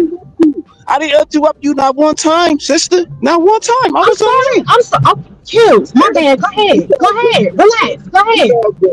Oh wow. Here we go with the shots. But anyway, so like I was saying, when this space was created, it was about the welfare of the black man. Because I came around 2.0 and I was around 1.0. 1.0 was talking about politics for the most part. They wasn't really talking about the sentiments of the black community. Come on, man. We don't need the history story. Come on now. Come on. So all of that. When 2.0 came around, they even was talking about financial literacy. They were talking about politics. They were talking about the sentiments of the black man, how to be better. how to be better with inside the self. It wasn't no talking about women. Even the real red pill wasn't even talking about women. It was talking about the concerns of the black man, how to make himself better. Okay, Kills, let me ask you a question. It's going to the. You're doing a long history. You're doing a long history story. We don't want to do that. You was long-winded as well. No, you're doing a history story. Come on now. What? I want to ask you, do you think Pearl at 25 years old is the savior for black men? Yes or no? I'm not doing it. I'm asking you, do you think at 25 years old, this white girl is going to be saving black men? I'm asking you. Yes or no, Kills? He's upset because he wants Pearl. He must want Pearl to live. I don't know. But I'm going to say this. I agree with Love Wisdom. She's accurate in what she saw, because I saw the same thing. Black women did, but, respond about her. Nobody ever uplifted Pearl. Nobody was singing her praises. Nobody put her on a pedestal. It was a couple of men who thought that they could put her on a pedestal and they was going to ride some wave and she was going to take them to glory and they was going to be on TV and get famous. That's what happened. And when Pearl got done with her little dance that first time, she gave them all her ass to kiss. None of them made any money. None of them got any endorsements or brands or anything else. They didn't get on national TV. Nobody knows them. She didn't give Obsidian anything. He gained absolutely nothing from it. And let's not forget that, what's his name? Celebrity Junk. He was going in. He was leading the charge. Everybody was proud of that brother. He stood up and he put that work in. He was going in on Pearl. So we're not going to just act like it was only black women. It was plenty of black men out here going in on Pearl. And I go back to my original point before I drop down, is that Pearl, if she could have had her a white man, if she could have got her a Brad, she would have loved, instead of doing what she's doing now, she'd have loved to be in the suburbs, living well with her 2.5 children and a nice house, being taken care of and being a traditional white woman. That's what she would love to do. But those are not options for her. So yes, she's trolling the world. I totally agree. Appreciate you, Auntie. No problem. Thanks, man. Yeah. Now, pay attention to these comments right here, real quick. Of it don't seem realistic to you. You think they were embellished upon? I think they're embellished. Yeah. The same way. This sounds. Oh gosh. Oh boy. They're gonna be in trouble. This sounds similar to the slavery stuff too, because that's literally the founder of, or the guy who made Roots said, I wanted a myth for my people to live by. So they often, but that's what they do, is they embellish. And I'm not trying to say it wasn't horrible. It was. Right. But they want to make it like more horrible so that they can control people in a way. And that it sounds really similar, because even with the please leave me on YouTube. Please. But even with like the slavery stuff, like that's what they'll do, and they won't talk about instances of like slaves traveling across states. Like when they initially freed the slaves, there were some slaves that felt so indebted to their owners that they would travel across states to pay them back, and they actually had a really good relationship with them, but they act like that wasn't possible. Now this is especially interesting because Gabby has a black boyfriend, so it's like, do you think that's wrong? I do. Yeah, she should break up with him. I do think that, yeah. I prefer that she wasn't doing that. Don't you said... Oh, does it make you uncomfortable, Nick? No, but it's wrong. Why is it wrong? She should find a nice Catholic Italian but man. I thought she's tainted now. I'm tainted. I have tattoos. Well, she is, so it's going to be a hard time for her, but she's got to live with that. Oh, okay. I never thought I would sit down and have a conversation with a known white supremacist, but here we are. Thanks for having me, Pearl. Thanks for coming on. Nick, I wish I had nicer things to say. All I have to say is, black men, I love you. Gross.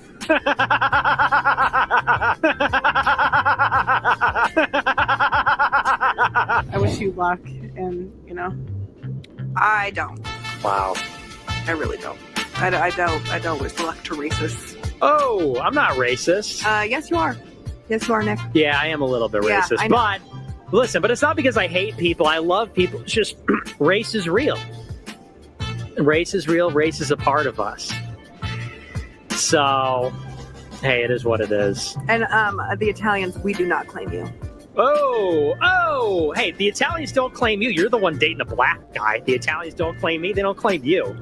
Oh, no, they claim me. They claim me. I don't think so. They do. Italian guys, yeah. Italian, Tell an Italian guy about your affinity for black guys. That'll go over real well.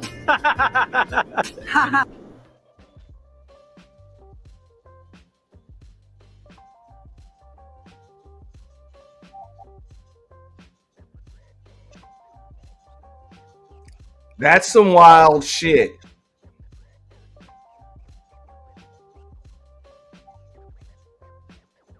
Now, for somebody like a Pearl who can actually host this show right here and allow that type of shit to come out of this dude's mouth with no pushback whatsoever. No pushback whatsoever. And this ain't even from an ideological perspective. This is actually from a factual perspective that can be supported by both anecdotal evidence and statistical evidence. Because I think we know plenty of Italian celebrity dudes that have either married or procreated with black women. All right. And the same with Italian women that have been with dudes. And then even when he's talking about race and all of this other shit, they just segued from race into nationality, which are two different things. They're not the same thing. So even when I see shit like that, I wouldn't even have, like, it wouldn't even make sense for me to debate a Nick Fuentes or a Just Pearly thing. That I don't even think they know what the fuck they're talking about, because they're just saying shit. They're just saying shit.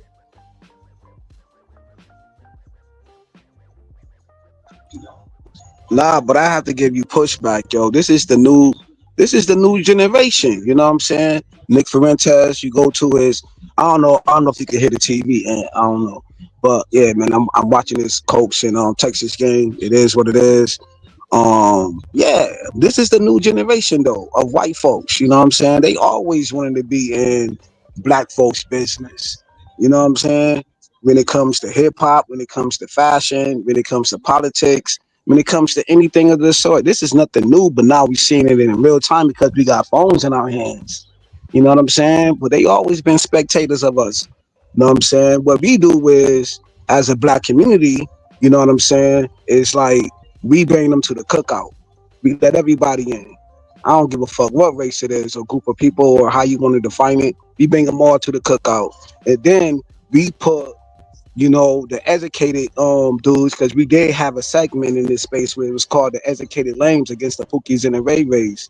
And this is not Pookie and Ray Ray fault, y'all. Let me make that clear. Let me make that distinction. This is not Pookie and Ray Ray fault. This is the fault of the Educated Lames fault. The Zoop Soup motherfuckers wearing motherfuckers, y'all church going preachers. It's nothing. Oh, Obsidian ain't nothing but a fucking church going motherfucker who want to take y'all money and swindle y'all out of shit. This like y'all politicians, you know what I'm saying? Y'all local politicians in y'all local neighborhood. It's just like now y'all seeing it in real time. Y'all motherfuckers, the audience brought these motherfuckers to the cookouts.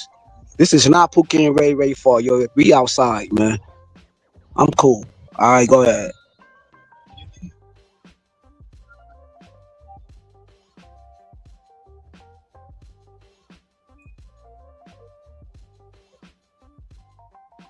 But there's Now you're no putting words in my rational, mouth. please don't interrupt. There's no rational argument with someone like this. And this is a mistake that my community makes, the Jewish community, very often, that they think they can bring facts to the table, that they can debate somebody like Pearl, and it's, you know, you're going to Then why get are you somewhere. You're not here? going to get anywhere. You're going to get somewhere only by shedding the light on this type of bigotry to expose All right, someone like her. let me you know, just the crazy person Okay. that she is. All right, bro. Let me go back to Pearl. Let me just offer you some advice, right? Because I don't think you're stupid. And in the two appearances you've made previously on this program, I thought it was interesting. It was controversial in some ways, but actually,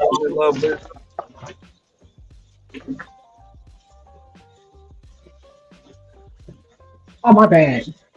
I agree with the lady. Like this is a problem that even we have. I agree with Kills about we learn to invite people to the cookout, and then when these people bite the hand that feeds them, because that's what usually happens, we come to this point now. Like she shouldn't even be over here, but because the big secret weapon against talking points that is old as time, let's bring her up. If her own folks got an issue with her because she's non-debatable and she's a talking parrot, what is it that folks are not seeing over here? Even the white manosphere, as I call them, the real 21st century no ma'am, they even called her a grifter. They was like, nah, we don't want you over here because we already see the play a mile away. So it's like, if people can see it, where are folks over here not connecting the dots? Now, let me say this. You make your money, make your paper. I'm not taking nothing off of people's tables. But what we end up doing is complaining about what we entertain. You brought her in here. You thought you had something. She turned your back on you. You got mad at her. She went bye-bye. Now you want to bring her back. And now it's like, hey, I'm back, guys, saying the same thing, doing the same thing. And now it's like, we arguing again. Like, this is anecdotal evidence right here of why no one should debate this person. She's not debatable at all. But it is what it is. That was my point with it. I totally agree with you, sister. They took down Obsidian's after hours channel. That's what I heard. That's what I heard, Quasi. So, but I mean, he might have been able to fly under the radar until he started kind of making his rounds around YouTube again. Yep. Why would you bring him on the panel knowing that he got this and that and da got going on? Come on, man. Birds of a feather flock together, man. You know what I'm saying? Just like they always say, man. The word around these spaces travel fast, bro. And YouTube is more faster than real life. You know what I'm saying?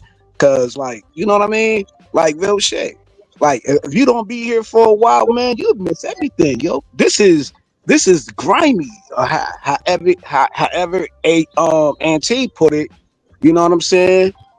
Man, this shit is hell, bro. It is what it is, bro. Once you put something in the ether, that shit travel faster than light. You know what I'm saying? Maybe I'm wrong on that. The word travels faster in these places, and the trolls ain't playing. Yeah. Shout out to LT, man. You know what I'm saying? With the big boy Cash App. Appreciate that, fam. Cash loaded, appreciation received. We don't pay, we just send. All transactions are complete. Fuck you mean. Appreciation received. Cash loaded, appreciation received.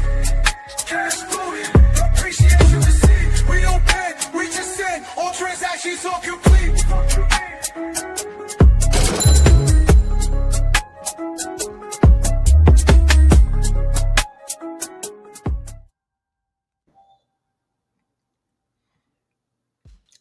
You saying, Big Dog?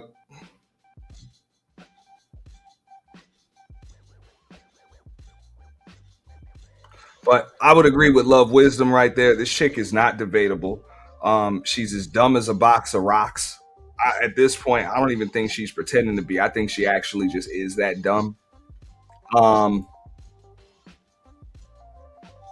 shout out to Love Wisdom too for coming up. Appreciate that.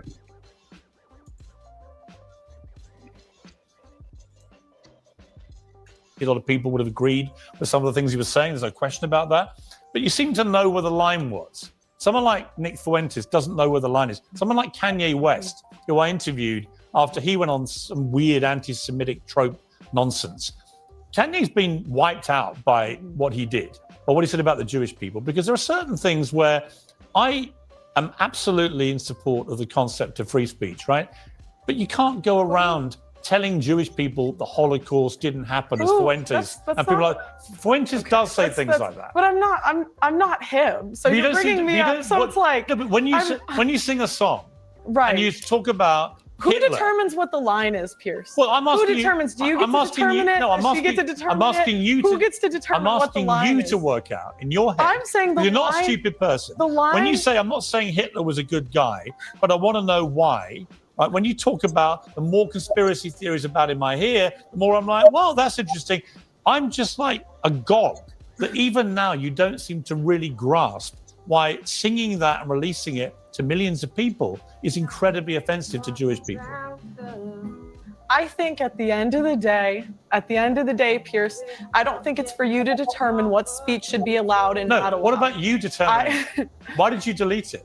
Why did I delete it? Yeah. Because it was just a headache, Pierce. Because you knew it was wrong? I just think it's like, it's not the hill I'm trying to die on. Right, but why did you choose that hill to die on? I didn't choose this hill to die You did. on. You released the video. I also released 10 different videos about Yeah, but they're 10 not different all other basically. topics But they're that not day. talking about Adolf Hitler, are they? Are we not allowed to talk about him? She is a dog chasing car. What the Joker say in that movie? She just a dog chasing cars. She just does things.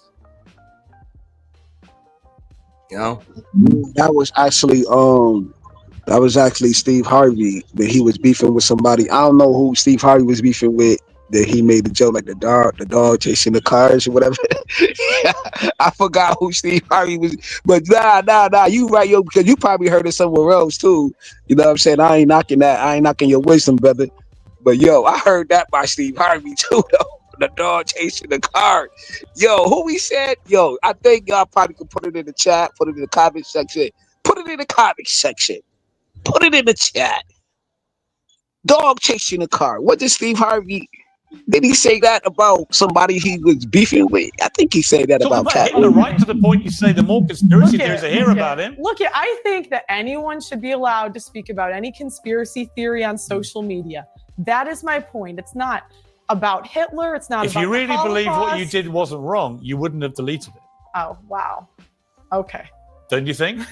I agree with Pearl. Go on, bro.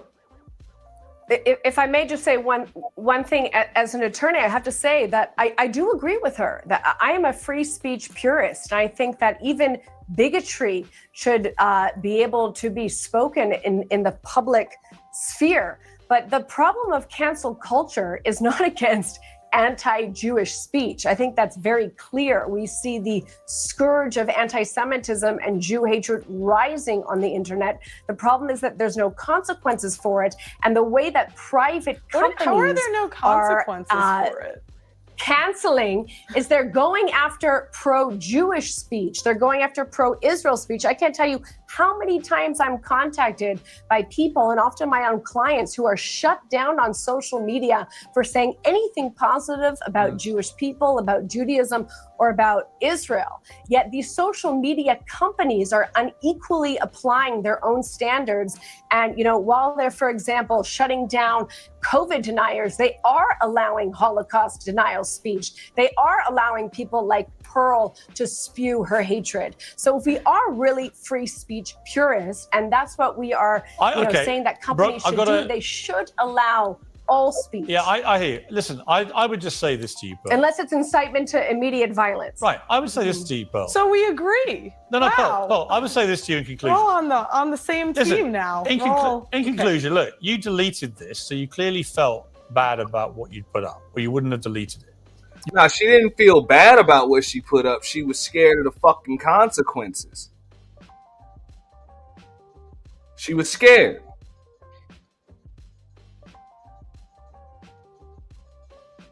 Now, if you're truly either an activist or you feel like you're not doing anything wrong or you really truly believe in what the fuck it is that you're saying, That's it. Just like Pierce said, you would just leave that shit up, and they'll do what you do with you as they fucking want to. That's it. And you'll kick off another channel and do that shit again.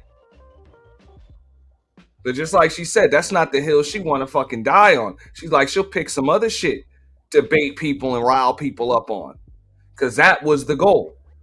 That's why I said the question is, why the fuck does she want to talk about that? Because she wants to incite some kind of divisive shit, you know?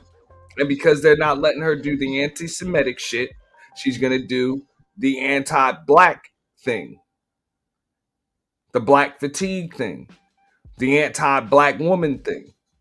Because the anti-feminist shit wasn't working, because we already know, bitch, you are a feminist. Even if you say you're not, you move like one.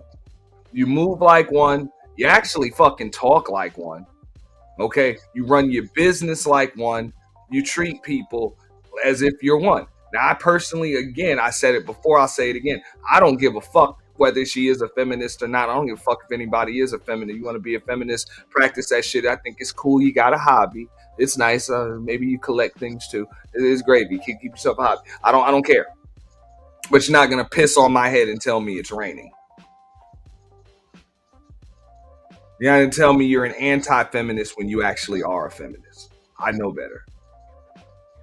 That's insulting. You accept that? No. You don't accept it? I just, it's kind of a headache. I was like, well, it just seems like a lot of headache to me. Right. Or did you realize actually in that moment, from the visceral reaction from the Jewish community, you crossed a line that you yourself should have worked out was there? Look, at the end of the day, Pierce, the song was about freedom of speech.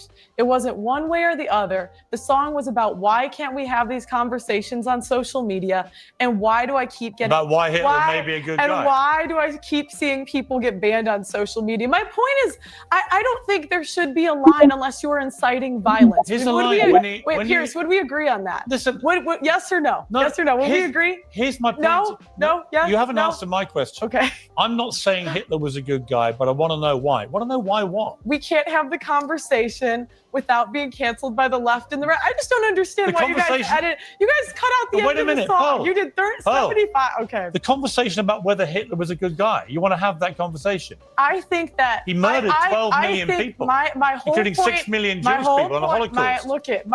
My whole point is we should be able to have that conversation. But whether he's a good guy?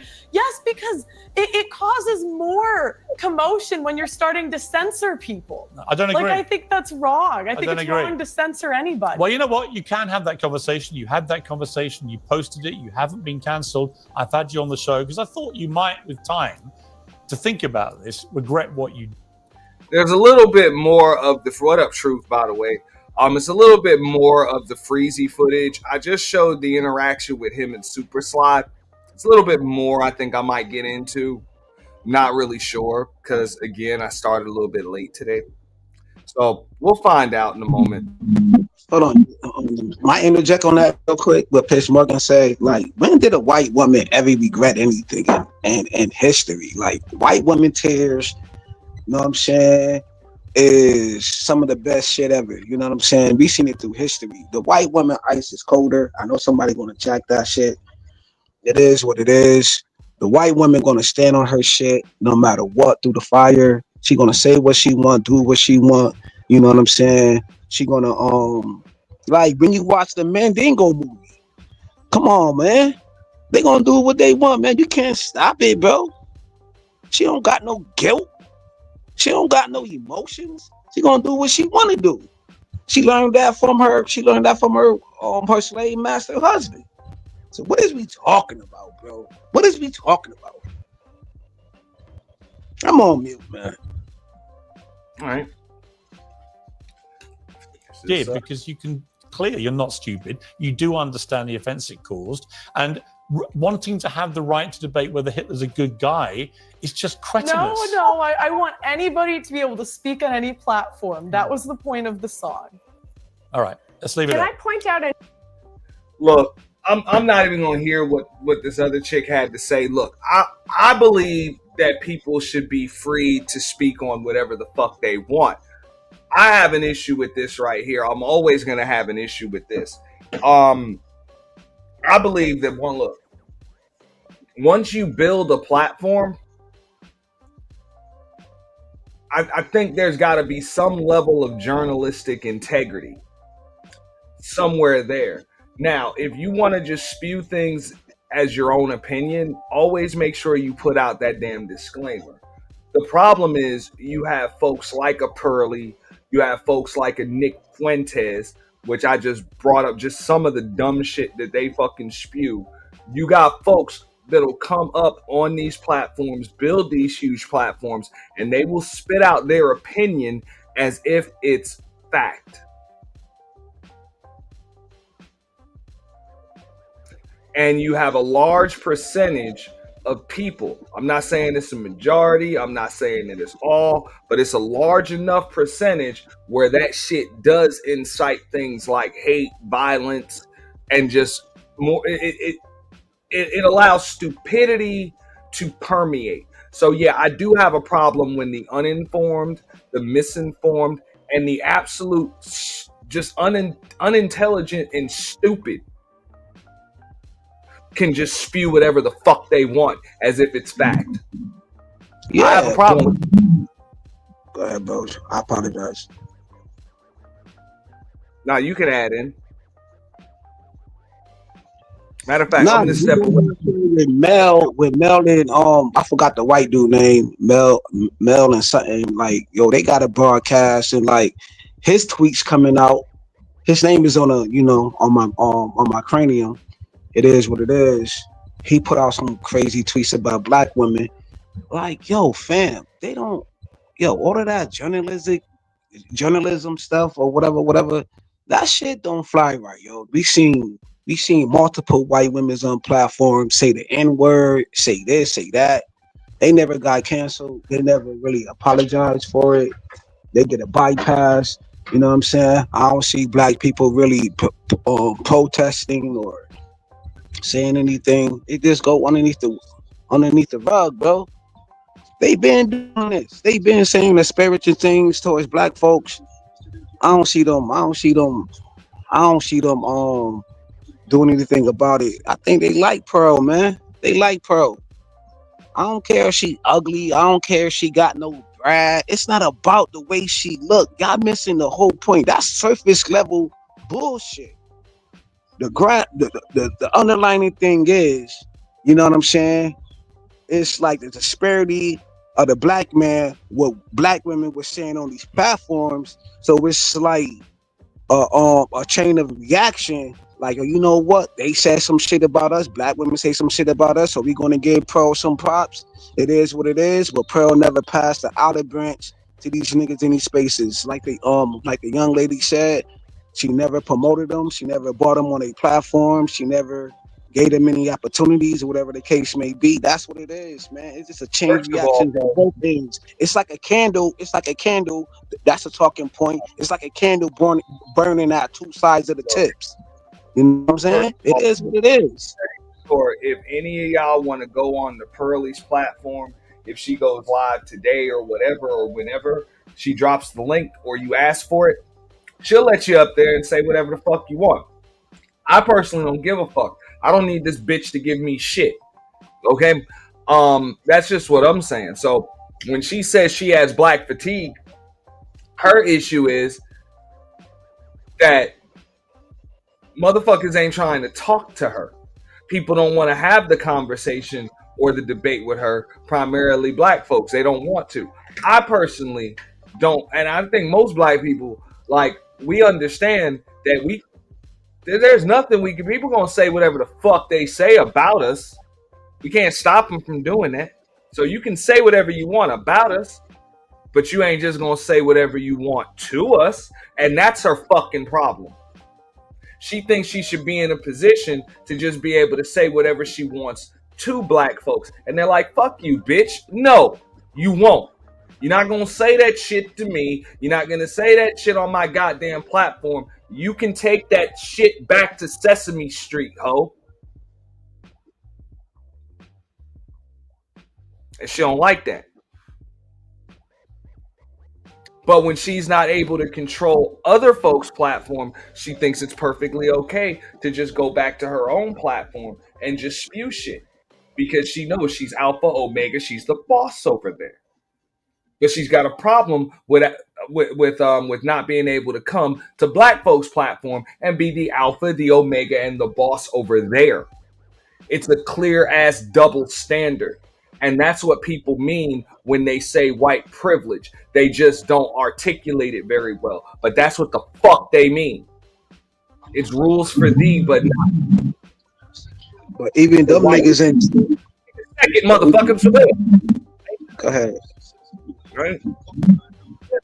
It's a white Jew complex. She really does believe that all of us have some shit on our wall that looks like this, that we worship every fucking day. And she should be able to Miss Daisy.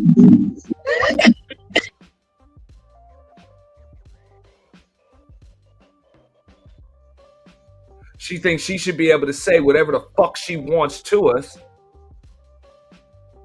And also, we should all be working for her. Like, for real. Everybody. What's wrong with that? What? What's wrong with that, man? You seen that? You seen that in Driving Miss Daisy? You gotta work for the white woman, man. The white woman ice is colder, man. What's wrong with working for? Yeah, you sit backstage for a minute, kid. Got to hear with that bullshit. I'm not in the mood. Certain things I don't play about. I don't fuck troll about. You know, I'd rather not have the conversation at all. That's why I don't go up there talking that shit with Obsidian. You know? Or even those FBA tether conversations and shit. I ain't in the fucking mood. You know? I'm not. And then even most of them damn motherfuckers is playing fucking games. Y'all motherfuckers is playing with fire like that shit's funny. That shit's not funny. Because that's the same reason why these motherfuckers, trust me, the way they come on these fucking platforms is the same way they live their lives. That's the same way they run their motherfucking businesses, the same way they run their companies, the same shit they teach their fucking kids, man.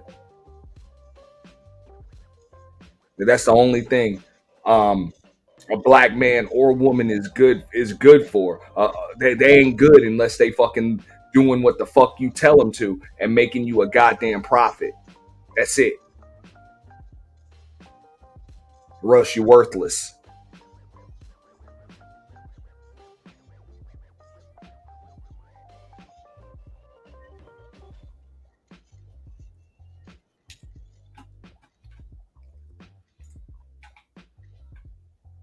So we're gonna get back into this debate here. And manifest and what black men can do about it. And very proud of this book. This is my second #1 bestseller behind the one that started it all. This one right here. I would categorically disagree. I think that feminists, first of all, here's the first question. The first question that I would have for any feminist is, how have they improved the lives of black women at large? Have black women gotten wealthier? Have black women gotten healthier? Have black women gotten better relationships? Have exactly what has feminism done for black women en masse? Along a pop. And this, maybe I do need to click that next link. And shout out to Uda on the go. But maybe I do need to click it because I might be able to have a little 5-minute intelligent conversation. Matter of fact, I know Team Fatty, and the Untouchables, they're supposed to be having Obsidian on there. Now, I'm not going to speak for the benefits of feminism or any of that other shit because, like I said, I don't give a fuck. I don't really study it or anything. But I would go to the opposite. For the teachings of your good, great Saint Kevin, you talking about has feminism made black women healthier or any of that shit? Have those teachings that the great Saint Kevin Samuels taught, is that helping black men live longer? Have longer lasting relationships? That son of a bitch didn't even make it to 60. Wow. But I get dropped though. I get dropped for saying that. Come on, bro. You dropped me for my bullshit up early, but yo, you going in on a person who's no longer with us. But I get dropped. Look what you just said, bro. I'm on mute, bro. That's wild, crazy. That's nasty work.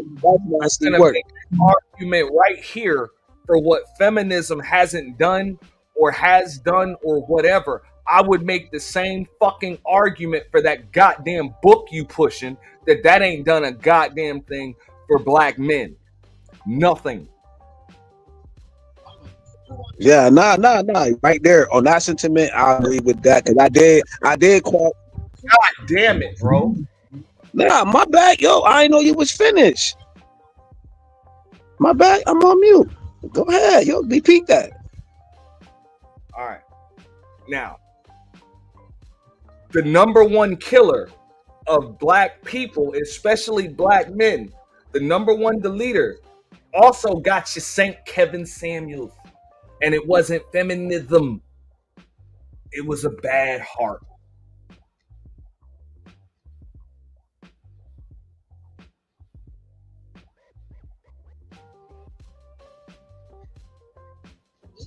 That's a pause, right? Ass fucking Pearly. Google that. The number one killer. The number one deleter of black folks. It's heart disease. Kevin died of a fucking heart. What murked David Carroll?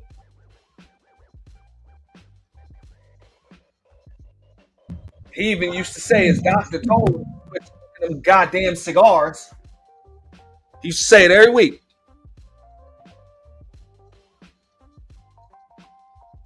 Shout out to Sop Passe with the $5 ball. Appreciate that.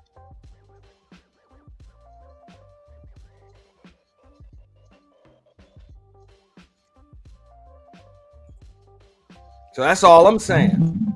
Have those teachings, has that made black men healthier? It did. Yo, his Facebook is still popping. Black folks got married. That's by what I'm hearing. Black folks got better relationships. Black women even took all of that rhetoric. See, you got to understand one thing about black women. Black women could take all what KS said, internalize that, and still be better people. They using Kevin Samuel's talking points towards us. You know what I mean? As being the strong black woman. They didn't care about that, even though he had a like his sound effects, even though he had a slave whip sound effects, all of that. He talked about loyalty, you know what I mean, black women. But we knew that he was soft. I'll give you that, yo, when he was talking about when he had Nicki Minaj up there. You know what I'm saying? And she totally disrespect them. So we already seen them. So I understand your sentiments, because you didn't bring up the Nicki Minaj interview. You know what I'm saying? Where she was calling them blood clock and all of that shit. And he ain't say nothing about that shit. Like he ain't had the same energy as he was talking to regular six figures or regular black women who came up there in they bonnets. You know what I'm saying? Looking crazy some days. You know what I mean? And things of that nature. You ain't point that out, but I'm pointing that out because I was there. You know what I mean? So I understand that sentiment. But my thing is, I'm not going to talk about a person who's not here no more. That's not, I don't do that. And y'all did that with Kobe. Y'all did that with Kobe, and y'all doing that with KS. I don't talk about nobody who's no longer here no more. That's not my style. So I'm on mute. Yeah, please do. Okay? Please do. This motherfucker is up on Freezy's pushing a book that has the title with Saint Kevin Samuels in it. All right? Kevin Samuels is no longer with us. Now, unless you trying to be a black man that's also no longer with us before the fuck you turn 60 years old.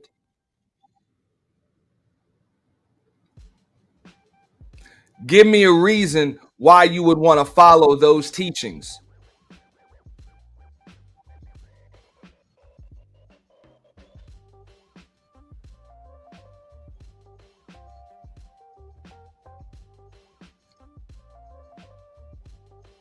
This is more fucking bait.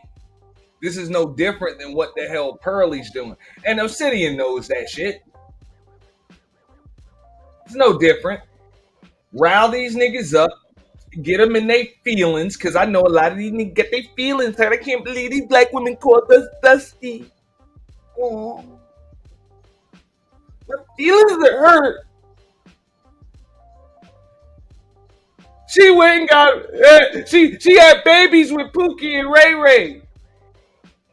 And Tyrone. And now she want to marry a good guy. Now she want the high value man. Damn that. She should have took me first. I get it. You niggas' feelings are hurt. I get it. You know? But don't fall for the banana in the fucking tailpipe.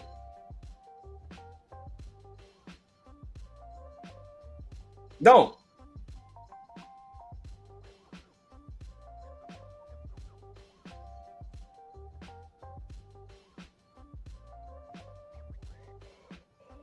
Positive axis. I make the case in this book that the answer is not a lot. So I would, on contrasting to us, especially the Black Manosphere Conclave, we've had over 1,000 brothers go through Theo Waff's STEM program we call Theo University. We've had over 300 brothers get very lucrative jobs in the STEM fields. We've had more than 5 brothers get married in the last 2 years, and many more. I mean, we had guys that lose weight. We have guys that gotten their lives together, their mental health together, and so on and so forth. Bought homes, established brand new lives in foreign lands. The whole gamut. So I would say that the idea that the Black Manosphere, especially the Conclave, is comparable to fourth wave feminism or any other form of feminism, especially on the... No, the bottom line was this. You found a bunch of niggas that was at the absolute fucking bottom already, and they only had one direction to go in.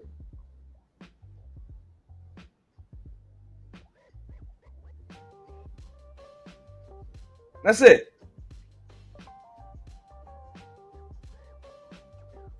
You found niggas that were on the, they had to lose weight. We found dudes that got married.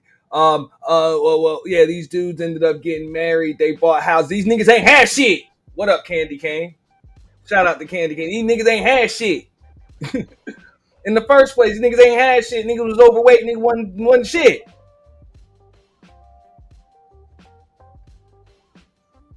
You found some dusty niggas and you dusted them off. Sprayed a little pledge, gave a little wipe, and put that shit back on the shelf.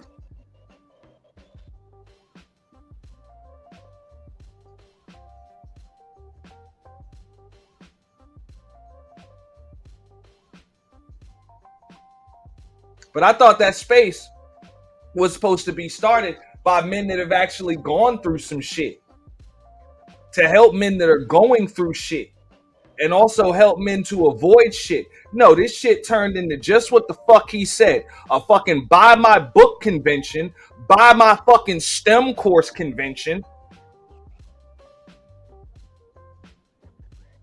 a soapbox hustle.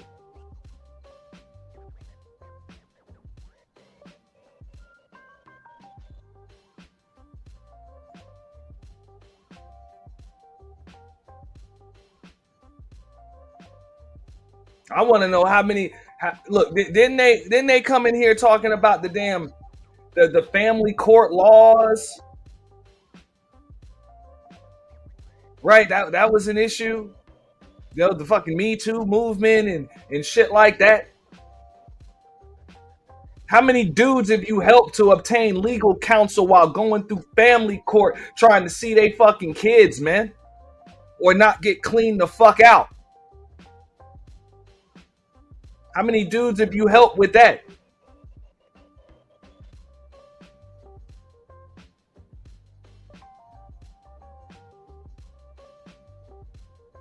How many dudes have you helped to get the fuck out of a house where they dealing with like an evil ass fucking chick they can't stand, but just can't seem to get the fuck out of there? How many of them motherfuckers have you helped? No, you was able to find niggas that have no bitch, have no career, have no goddamn job, have no house, have no woman, no kids, no nothing.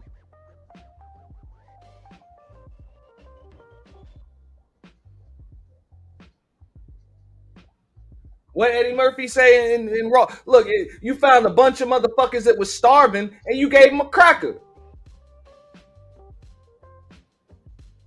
And of course, it's the best cracker they ever had in their life. They licking their fingers, all that shit. Hey, because they hungry, nigga.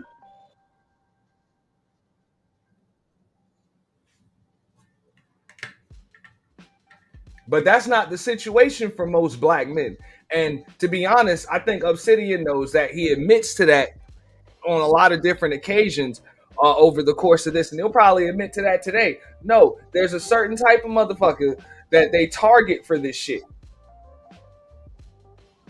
He used to say, what do you call it? Pretty much the non-select loser. The non-select, peg leg, belly over the belt loser.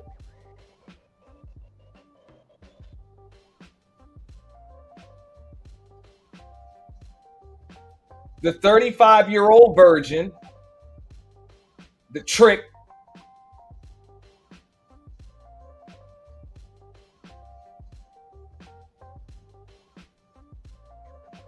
yeah, the incel.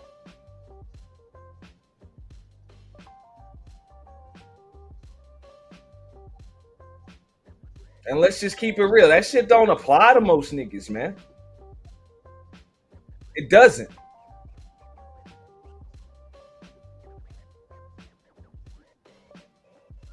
Because at the end of the day, I think that shit is true. That one talking point is true.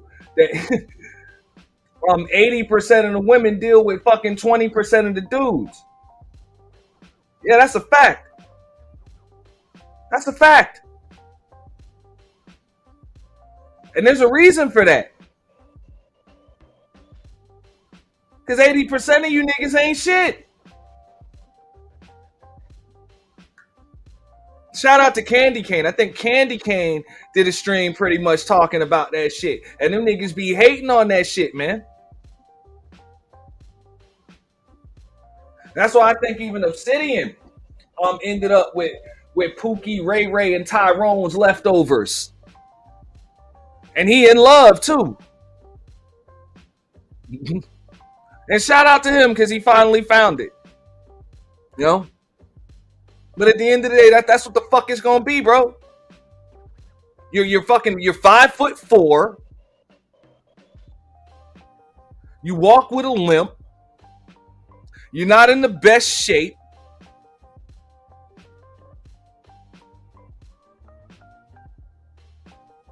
Not to say you won't get chosen. It's just you're unlikely to be chosen first. That's how it works.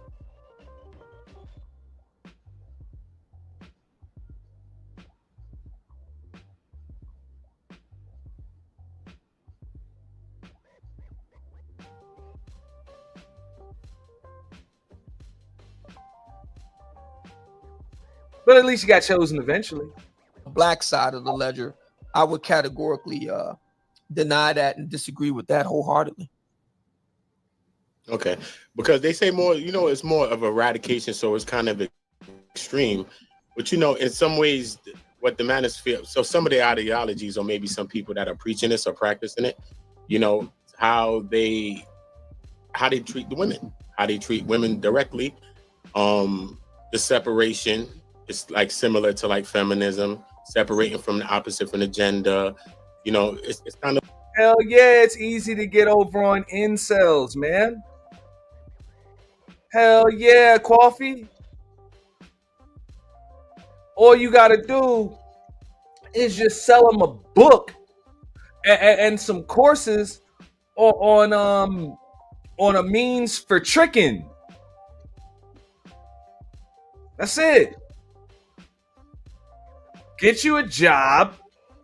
Remember, St. Kevin said, look, you know what I'm saying? There's a bunch of damn women that want them a high value man that makes 6 figures and is valuable to their group and all types of other shit. So make yourself a 6-figure dude and you can just buy your chick. And if you can't buy your chick over here, you can just get you a passport and go buy your chick over there. But you need money to be able to buy your chick.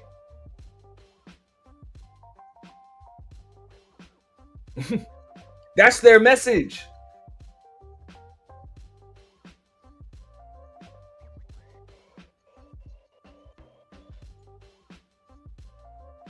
What up, Beachy?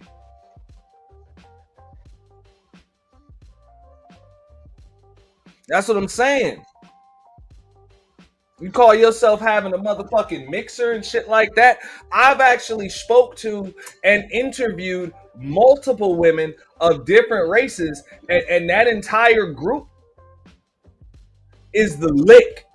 Shout out to Truth who just came up here. I done had this. They know what's up. Look, if you trying to find you a group of niggas to lick, that's where you go. A few women were like, "Hey man, I thought the Manosphere was a bunch of dudes that had their shit together and they was talking about real shit, you know what I'm saying, getting dough and working and network and start businesses and get bread." And then they came over to this motherfucker and they saw what was really going on. These niggas got mommy issues. They all fucked up. A lot of them, just like Obsidian said last week, niggas ain't showered in a couple weeks, maybe even a month. You know, a month. Like real shit. No jobs, niggas live with their moms and shit. You know? Niggas get SSI checks and shit. It's all fucked up. It's a lot of that. And a lot of them niggas don't even like women. Let's keep it real. Like they just like fuck it. I don't even want it. Like don't even deal with women no more. You know? Don't even deal with them no more. Some niggas have already crossed over to the other side. That's some shit that they don't want to admit neither. They done already started switch hit.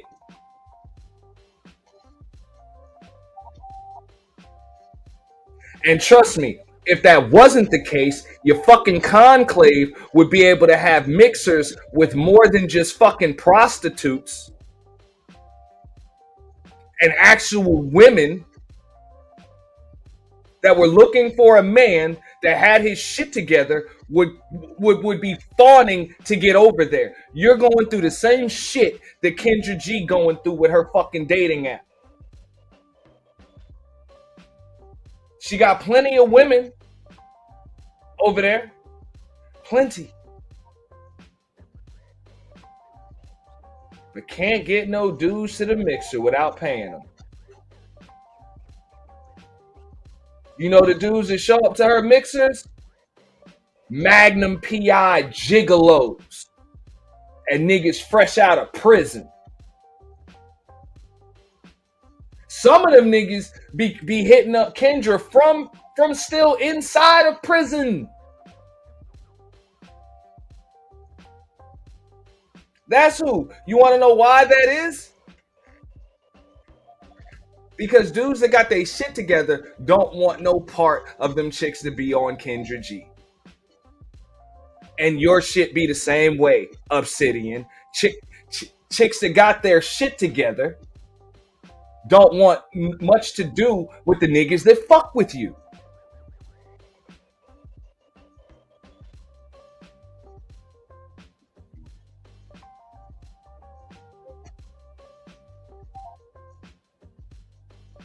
What up, Truth? What's good, brother? How you feeling?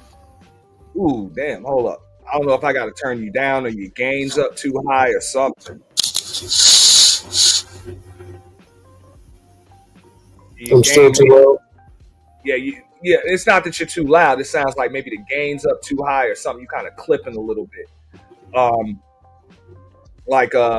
It's not breaking up. It sounds like you either too close to the mic. You might have to change the setting or something.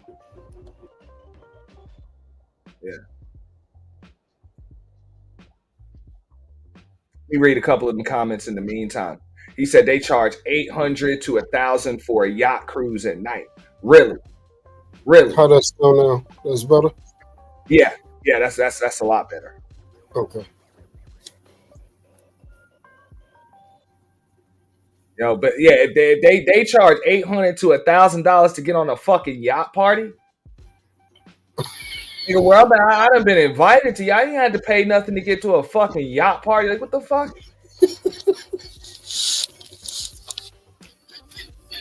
You get invited to them shits. Hey, bro, did you? How much of this did you see before you reviewed it? All right, I saw the Super Sly part. I saw the Super Sly part. I saw the part with when DJ Kuda came back up there, and him and Sharon, and Iz were kind of going, back and forth about business and some other shit. Because it was an extremely long stream. So now I'm just reviewing this part here.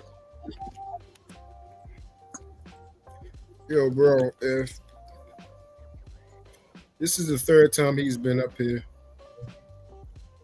if anybody say anything to the contrary other than what he disposed of on these 3 interviews, somebody need to slap the hell out of him. They can no longer say that the manosphere or the promotion of it is for anything that's relevant to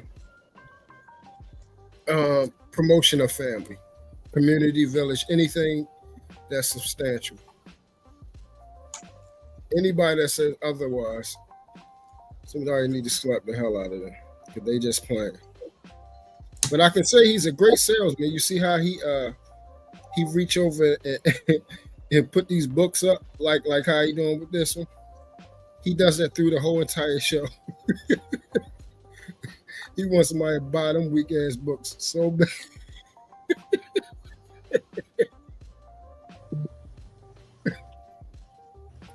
I mean, I can't blame him, man. Go, hey, get your bread. I ain't mad at him. But I also know who his target demographic is. I know that garbage too.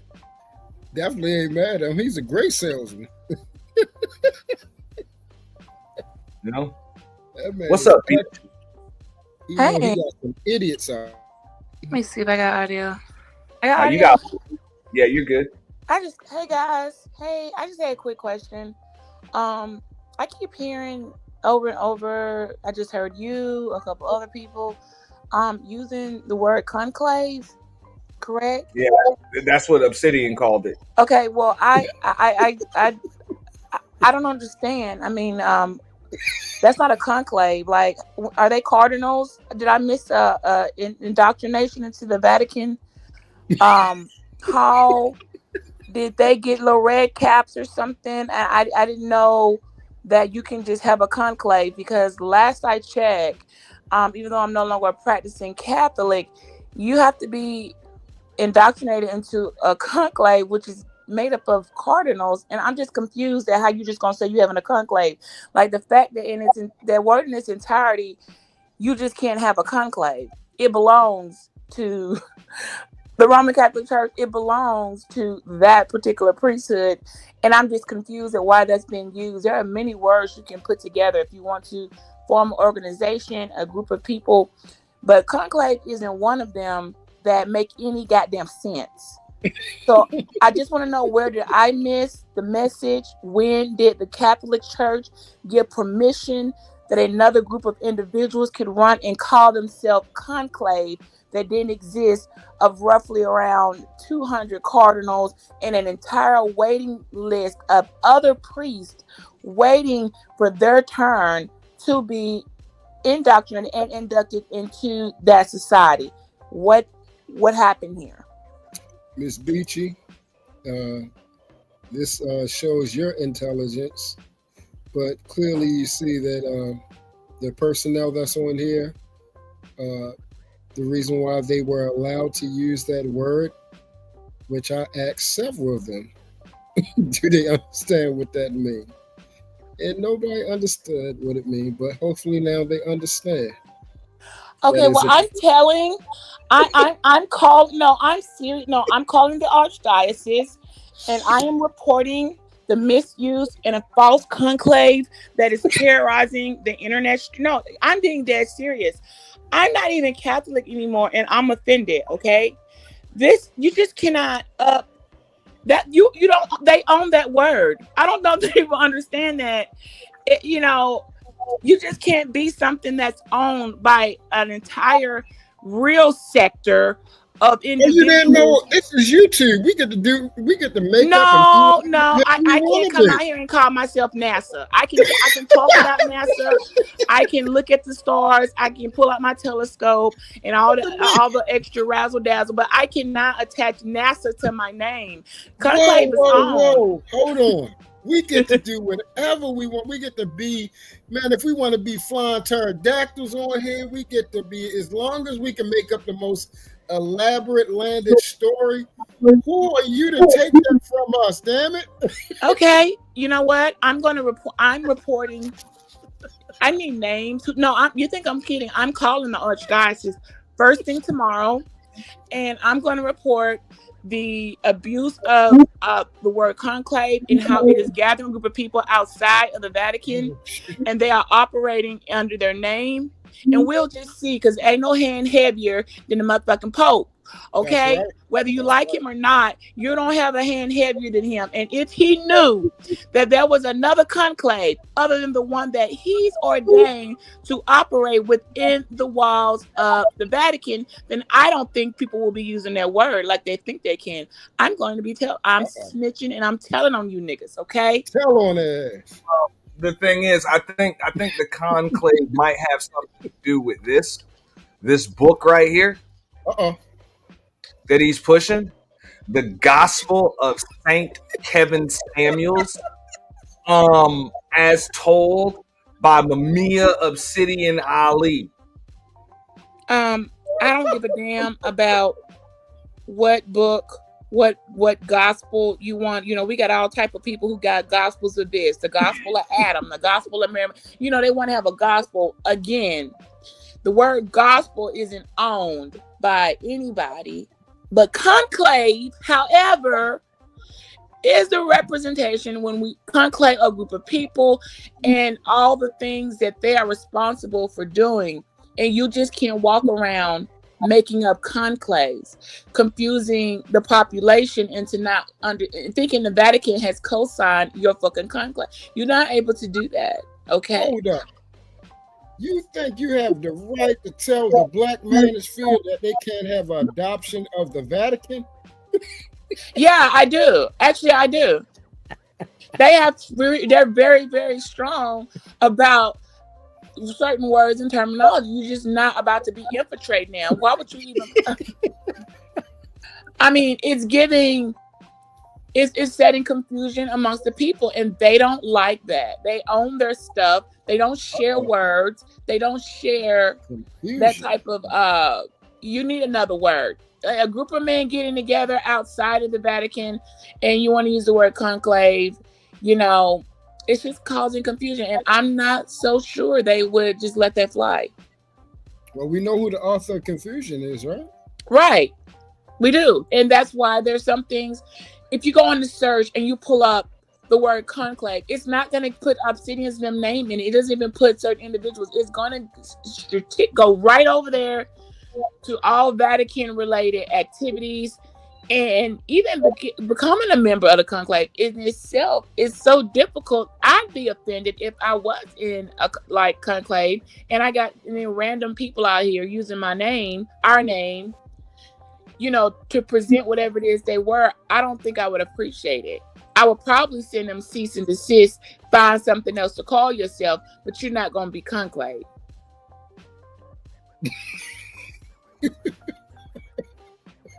No, I'm just saying. This is how people end up with cease and desists. Find another name. I don't see why. I mean, but he's preaching the gospel, Beachy. The gospel. Stop playing. Conclaves don't even preach, okay? A conclave is a society. I mean, they don't even do that. Hey, yo, What are you that is doing here? I just work here, yo.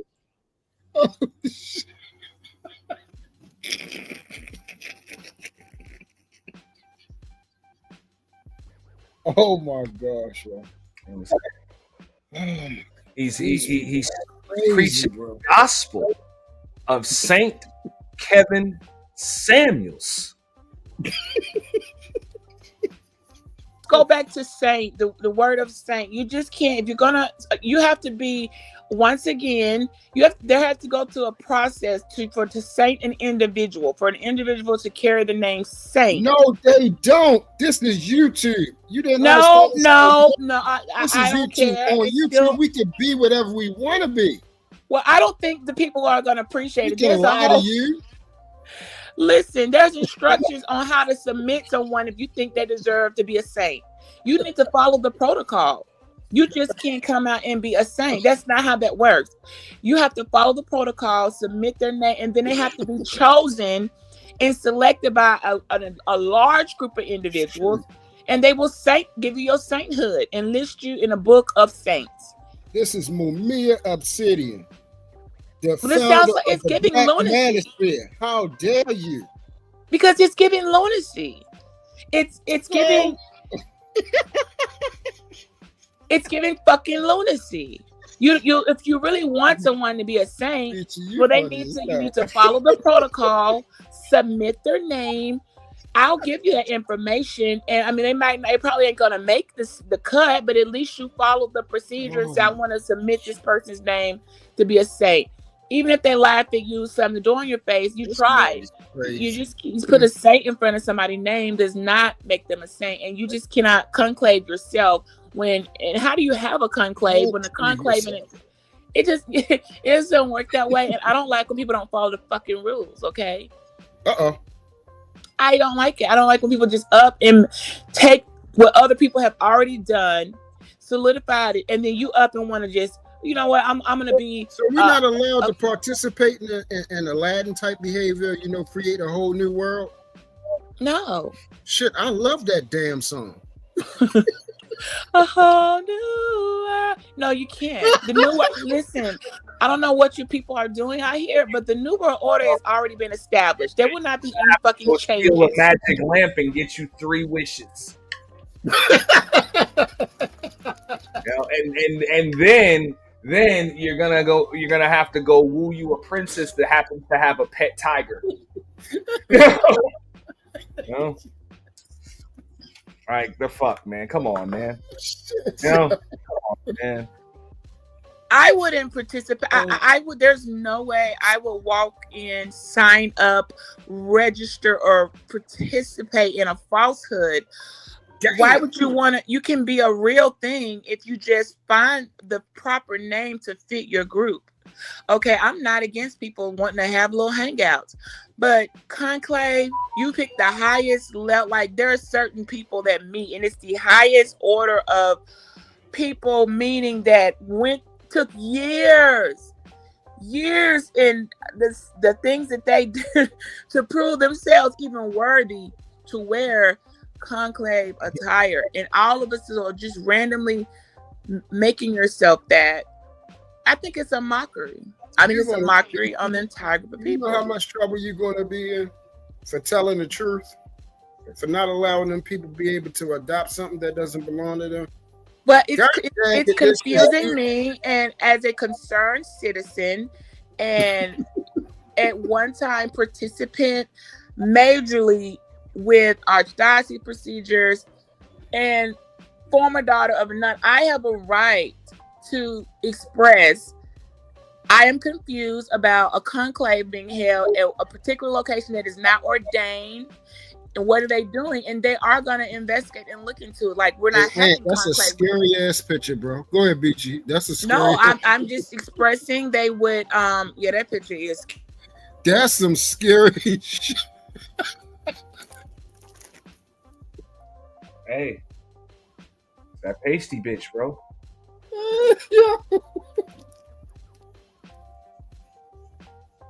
Yo. Oh my gosh, yo, y'all is crazy, bro. That's what I'm saying, man. Fuck that intelligent dialogue, man. You roast that bitch, kick that bitch in her ass, and send that hoe on her fucking way, man. Fuck that stupid bitch, bro. Real. Damn. But when he come back up next Friday, I hope you attend, Beachy. If that bitch show up to the barbecue, you supposed to just spill a trough of chitlins all over that bitch and dare her ass to get mad about it. Damn. You'll say, that bitch better say thank you. Real shit. A trough of chitlins. A trough of chitlins. And dare her to say something about it. Bitch, you better say thank you because we spilled these chitlins on you, ho. You done hurt a lot of people feelings and they beat you. They was like, yeah, conclave. We have a group. We better not hear you think. We better not even hear you think the N-word. Right? And you think you're gonna take it from us? They've been building on this for 5 years, Beachy. Are you crazy or something? Man, me and Beachy talked about this shit at the first damn purge. Real shit at the first purge when they had the first meetup. Remember that, Beach? And we knew what was up. It was like right around the time when they had it. We was like, yo, this is and shout out to Love Wisdom with the big Cash App. You know what I'm saying? Appreciate that quick video. Wisdom. What's up, man? Cash loaded, appreciation received. We don't pay, we just send. All transactions are complete. Fuck you mean? Appreciation received. Cash loaded, appreciation received. Cash loaded, appreciation received. We don't pay, we just send. All transactions are complete.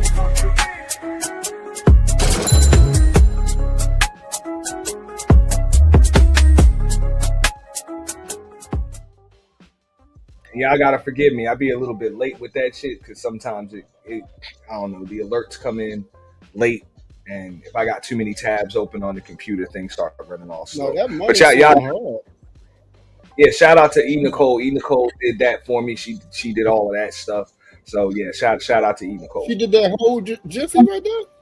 Yeah. Oh dang. Yes, sir. That's crazy.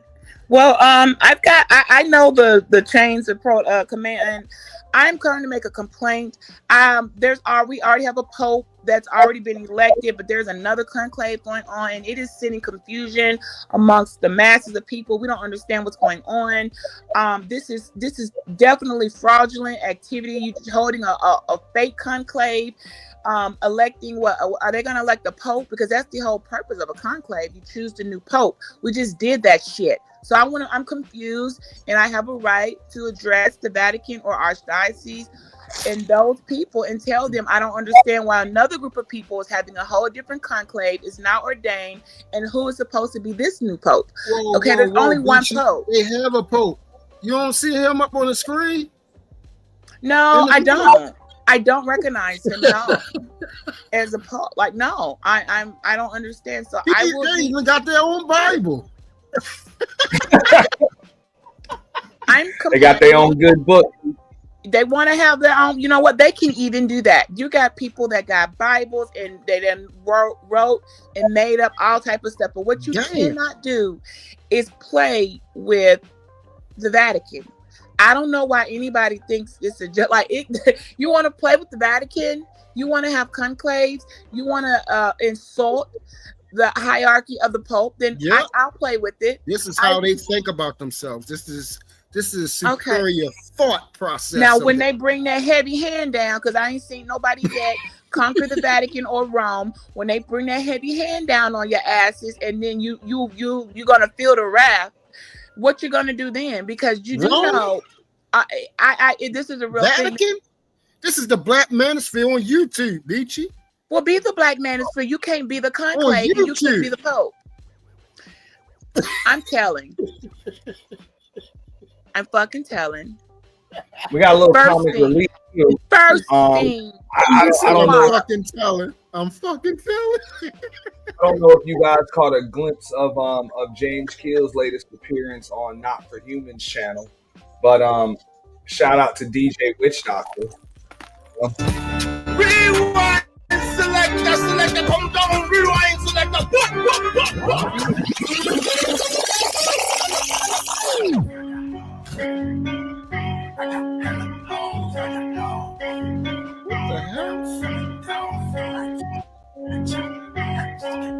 We're supposed to be watching him. Wait.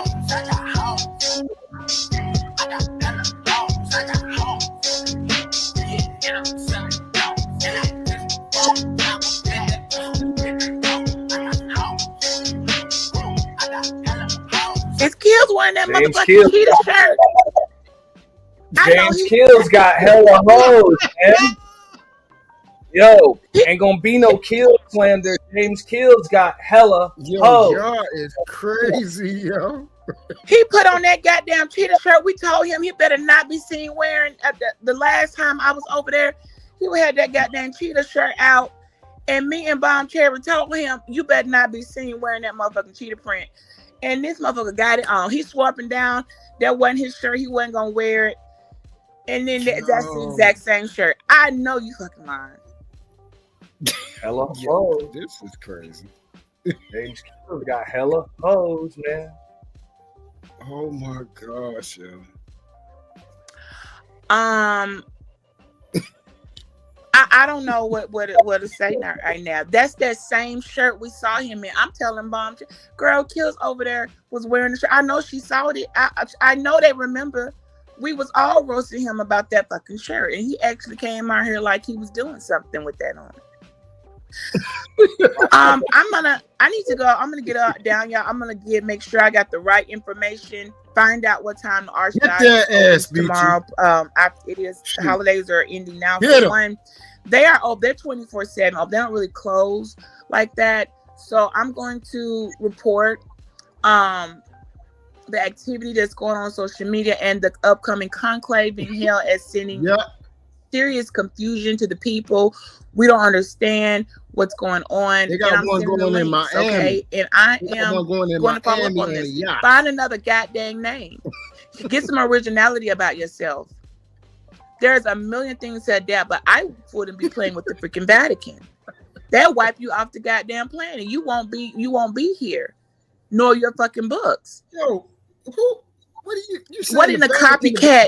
If you're gonna got nothing copycat on some Black people, a name Manosphere of people, from that ain't YouTube. the one I would go with. I'd find somebody else to play with. They got I books. just wouldn't. They got Every time Bible. somebody tests the Vatican or think they forget who they are, they forget who the goddamn Catholic Church is. It doesn't end well for them at all. It just doesn't. You didn't know the Black it's Manosphere just black men don't have swung the enough going votage? on, enough targets on their back, and enough people coming at them for different stuff. Why adapt the name conclave? You didn't know the that's Black tied with the Manosphere Pope swung the votage? and the entire world recognize the only chief one seat? conclave and only one pope. Who the hell do y'all think y'all ought to We're come talking on about the here presidential and seat, start Beachy. infiltrating a group of people that will Did wipe you hear out me? your whole dang on bloodline? What the fuck's wrong with some of you folks? Did you hear me, Beachy? We're talking about the presidential Some names seat. I just don't think should be played The with. Black And not because Manosphere I swung think that it. vote. We've seen what happened in the past to people who want to test them. Talk about fucking about you ain't got copyright no issues. power.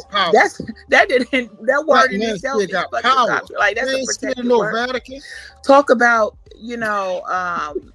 the misuse and like the confusion. No, there is limitations to our creativity, you all. Like in your mind, you can be a conclave all day long, but once you step outside your fucking imagination and try to ordain yourself to be a pope, carry titles that only one person is can carry, and you got to go through that entire indoctrination for that. You're putting okay, if they want to play, then the rest of us will play along too.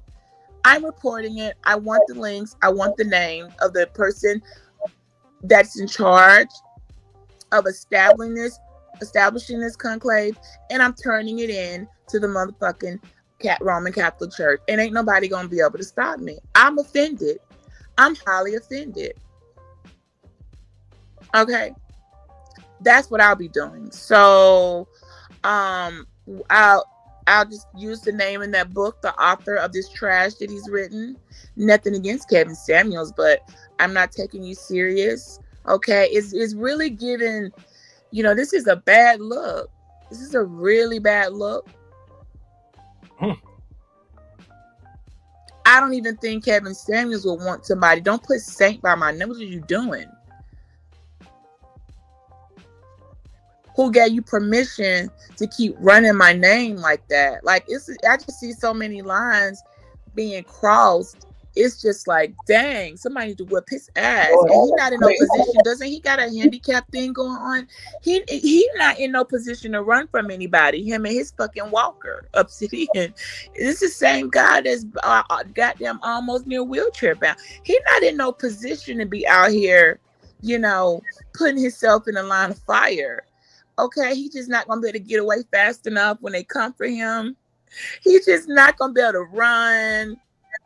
I just don't understand the audacity. But okay, that's fine. Handyman I run. can make my complaints, you guys. I'm sorry. Who's this author of this book written by? Are we to find it on Amazon? I'm gonna just use the name I have. I'm sure his book is listed on Amazon, right? I mean, who doesn't put their books into like legitimate bookstores? They don't just walk around with all copies of them because they want to avoid paying taxes. So they just print out all their own copies of their books. Surely he's not doing that. So we'll use the book. And if the book is attached to a conclave, then that right there is going to give their whole entire trail of who's in this madness. And I think you should be held accountable for the falsehood. This is a false priesthood you all are representing. A false priesthood by using that name.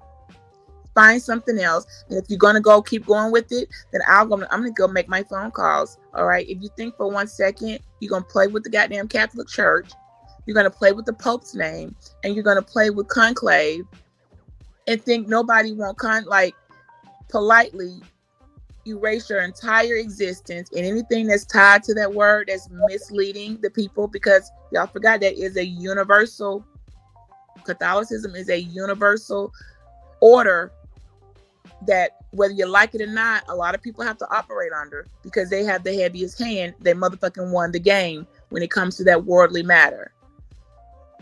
Being that they wanted in all rights and use of Pope and conclave, you're going to act accordingly. You're just not going to do what the fuck you want to do. You don't have enough money to even pay for a seat outside when they're having conclave. How fucking dare you? I'm highly offended, you guys. I'm going to get down. Thanks for reminding me that they are running with this word. They won't find another word to use. And once I get the writing, I'm going to screenshot. I'm going to have to turn it in. I'm sorry, but it's just not okay. You can't do it. You can't run with it. It's confusing. I'm really going to tell them. I really thought people were trying to, another conclave was going on. What's going on with the Pope? You playing with somebody's name. You are playing with I wouldn't even be playing like that with with the Catholic Church. I wouldn't, but since they want to, they're making a mockery of it. Well, then we'll just make a mockery and return a favor for a favor. So I'll be in the chat. Okay. This is tacky.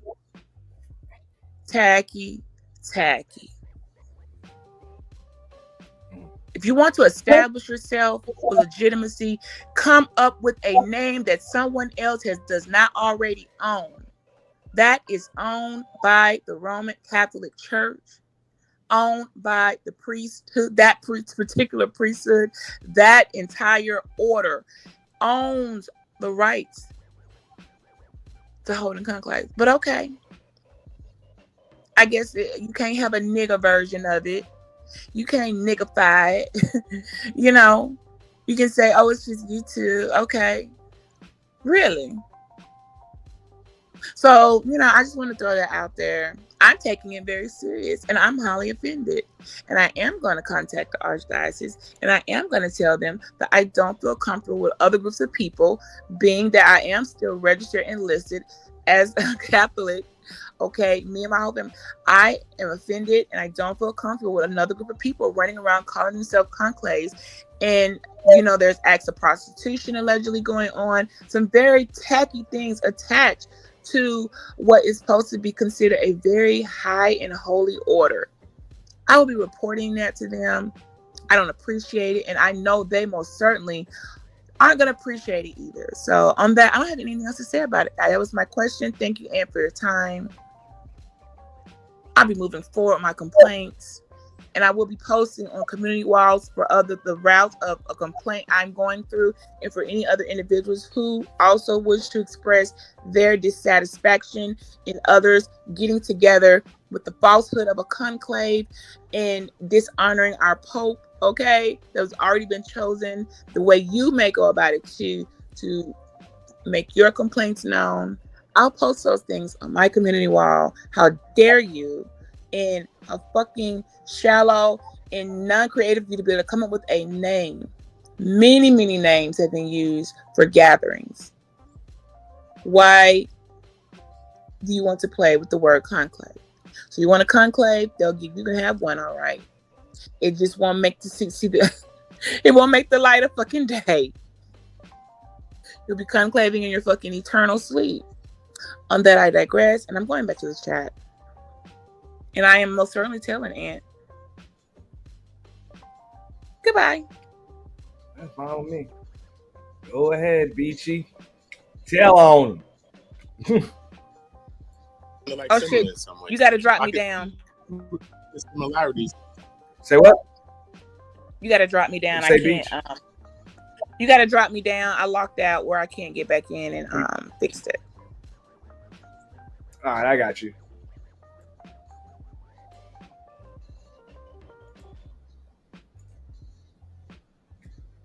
Shout out to Beachy. You know, she is telling on them. So shout out. You know, yeah. In it, I can. Oh, what do you see similar between, and you don't know much about the conclave itself, so I don't. That's why I would like to know more about that too. If you could speak more of that too, because I really don't know much, and everybody really doesn't know. We don't know if we ain't been there. We don't know much about the conclave. Right. But can you tell us more about that too? You could. I don't know.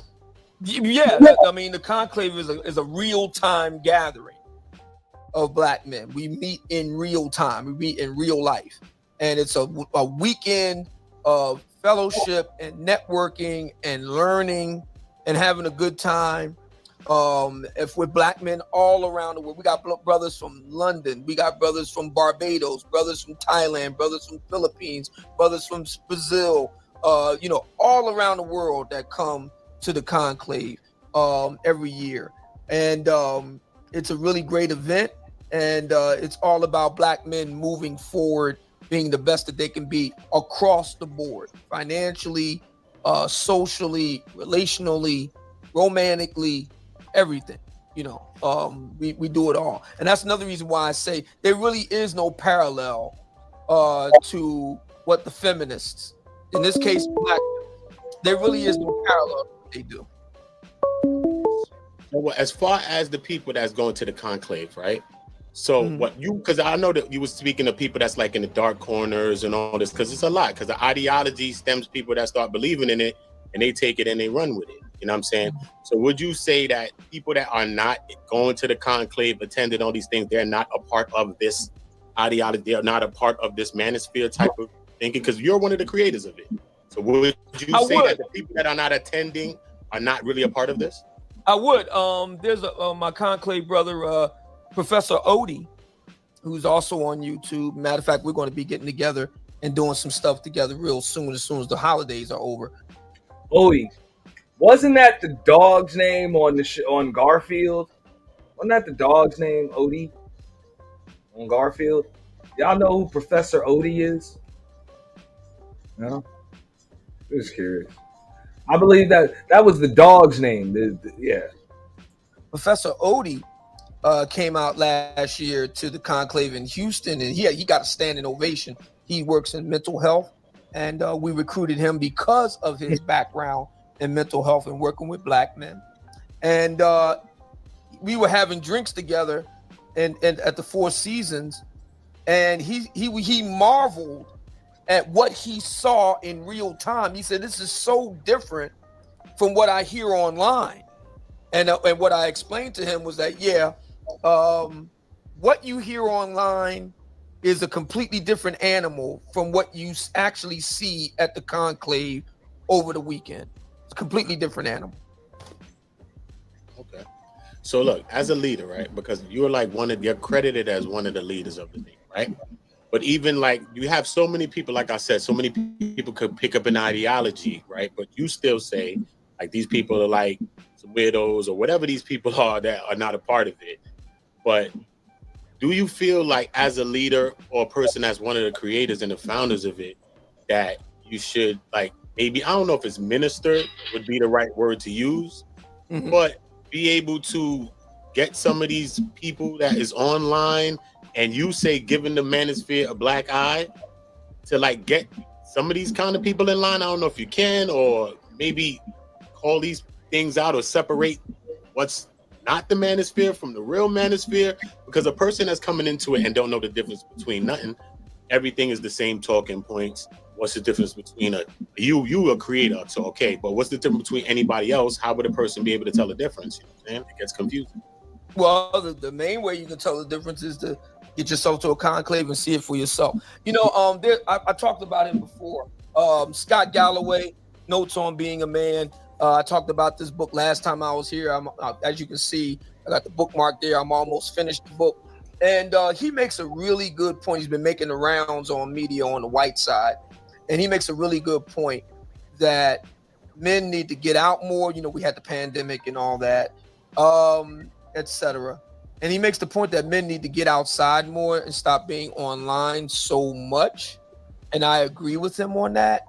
If you get all of your information, not just about the black manosphere, but anything, if you get all of your information on anything from purely online sources, you're doing it wrong.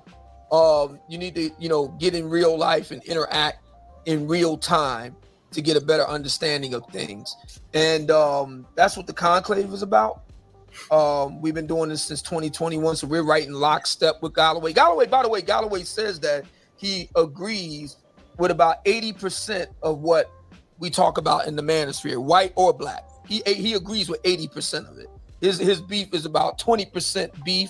And so when I write my response to this book, it's going to deal with that 20% of the beef, as well as lauding him on the 80% that we agree with. But he makes a really good point that that guys need to get out more. And I would like to know the 20% that motherfucker disagrees with you on, but I guess I'm gonna have to buy a book or some shit to find out what that is. Into the real world more. And that's what the conclave is all about. You know, Kevin used to say that life happens outside. Galloway is saying the same thing. So again, we agree on like 80% of talking points. Let me read these super caps and the cash cap. And I got a caller. I want the caller to get in too. Shout out to the caller. You there, caller? I think that's Taz. Taz, are you there, Taz? Yeah, I'm here. Yeah, it's me, bro. I'm here. Okay, Taz, I appreciate you calling in, bro. I'm coming to you as soon as I read these super caps. Is okay with you, bro? Bet. Through the magic of television, Gabe A had a couple of them. But through the magic of television, we're just gonna pass through those super caps, as Freezy would call them. Days. That's kind of what I came up for, because I hit you, bro. Say, I'm sitting. Hey, bro. No cap. Congratulations, dog. Taz is here, back like he never left. Let's get it. Obsidian, bro. What's good, fam? What's going on, Taz? Long time no hear, man. Happy holidays. No doubt. Same to you, bro. Same to you. It's been a minute, bro. So to be honest, I don't even know what y'all talking about these days. That's kind of what I came up for, because I hit you up the last time we actually did talk. I hit you up in an email, and I wanted to bring you on, and I just, you know what I'm saying, I actually ended up losing that channel and just went a different direction. But, you know, I kind of want to know what y'all doing these days, and kind of like how YouTube has kind of changed from the time, you know what I'm saying, we was rocking out, and, you know what I'm saying, going back and forth, whether it be the good or the bad, you know what I'm saying? But YouTube has very much changed since then. So, like, how, you know, what are y'all talking about these days? Like, as far as, like, how women and whatnot go? Because it seems like a lot of what you were advocating for back in the day, which I don't think a lot of people know and understand the shit. And so it's good for them to hear this from somebody who was there. You were always on the let's get the women to the table, let's talk to the women side of the game, which Kevin Samuels kind of perfected your method, you know what I'm saying, if you will. So, like, I don't even really see that issue no more. So, like, what the hell are y'all talking about now? Well, you know, it's interesting. I'm glad you said that, Taz. So things have changed a lot. Since the last time you and I talked, I pretty much switched over almost entirely to the conclave and books and writing books. I still do entertaining content on air, but a lot of my focus is on the conclave and writing books, and still doing on-air content. Not as much on YouTube because I ran into a little bit of trouble with them, but I'm on Rumble, and I still appear on YouTube, you know, in the form of guest, hosting and recurring guest spots, like here with Freezy, Machismo TV, and other areas. I'm going to be some other places on YouTube this weekend as well. So I still pop up here and there, but my main stronghold is going to be Rumble and X moving forward. But my main focus in terms of content has been conclave related, book related, stuff like that. Now, bro, you know you got I have no idea what the conclave is. That's you know what I'm saying? Y'all like that's some secret shit, but I have no idea what that is in reference to, you know what I'm saying? What is the difference between the conclave and what you used to do? Well, the conclave is much more focused, it's much more targeted, and it is focused on Black men. There's this perception that, you know, we get together in a the brothers get together every year in a grand ballroom or something like that at a hotel somewhere, and we just talk about how horrible Black women are, you know, all day long or all weekend long, and that's nothing further could be from the truth. No, what we believe is that it's a circle jerk, and you guys work in some book sales and some course sales and some shit like that in there too. And you've probably upgraded to inviting some entertainment as well, like some physical entertainment and, you know, stimulation for hire. Very little is that would just be my assessment, though. Us about any women, Black, white, or otherwise, foreign, domestic. Very little of what we do at the conclave itself is about Black women. It's about Black men being better, doing what they need to do to get their act together. That's the predominant focus of the Black. Hey, boss, is it selling some books, selling some courses, making the money, you know, and also bring in some entertainment, get some dollar bills flying. Manosphere Conclave, very little of it is wrapped up in discussing women, be that Black, white, or otherwise. Very little, very little. But what are y'all doing at the conclave that y'all ain't doing online? Because I'm still not hearing like a delineation from, you know, just the normal everyday content discussion that you have online versus, okay, we all together now. You know what I'm saying? What difference does that make? Oh, it's a huge one. The first one right off the rip, I mean, we can just start and stop with the tech teaching. At the conclave, there's a lot of STEM instruction going on at the conclave. That alone is worth the price of admission. We call it Tech Sunday, and this is our first year that we instead of having one big room where everybody just in one big room the whole weekend and you just kind of listen to a whole bunch of like TED Talk style presentations, this time around we had a main stage and we also had about half a dozen smaller presentations, like seminar style presentations going on at the same time. And everything would hum along like that until Sunday, which is Theo's Day, Tech Sunday. Anybody that was teaching one of those smaller breakout sessions, like me, had the great misfortune of doing that, found themselves basically having an empty room because everybody, and even guys who paid to go to those smaller sessions, said, screw that, I got to catch what Theo's doing on the main stage with this teaching thing. That's just how big it is. So that alone, Taz, you don't see that happening, within the space on YouTube. Nobody's doing that. So that right there by itself is huge, because a lot of guys want to change their life in terms of getting into the STEM sector of the economy, especially in light of what Trump did with the H-1B visas. That was huge. I know this isn't a political show, so I'm gonna go lightly on that, but just quick reference to that, especially in light of that. I got a lot of emails and stuff like that from brothers hitting me up about that, and I talked about it on my live over on Rumble about the H-1B piece and all the rest of it. So a lot of guys are really interested in that. But I sit here, hold on, bro.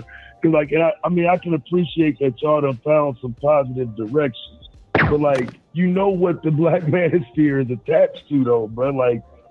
Are you saying that's not y'all no more?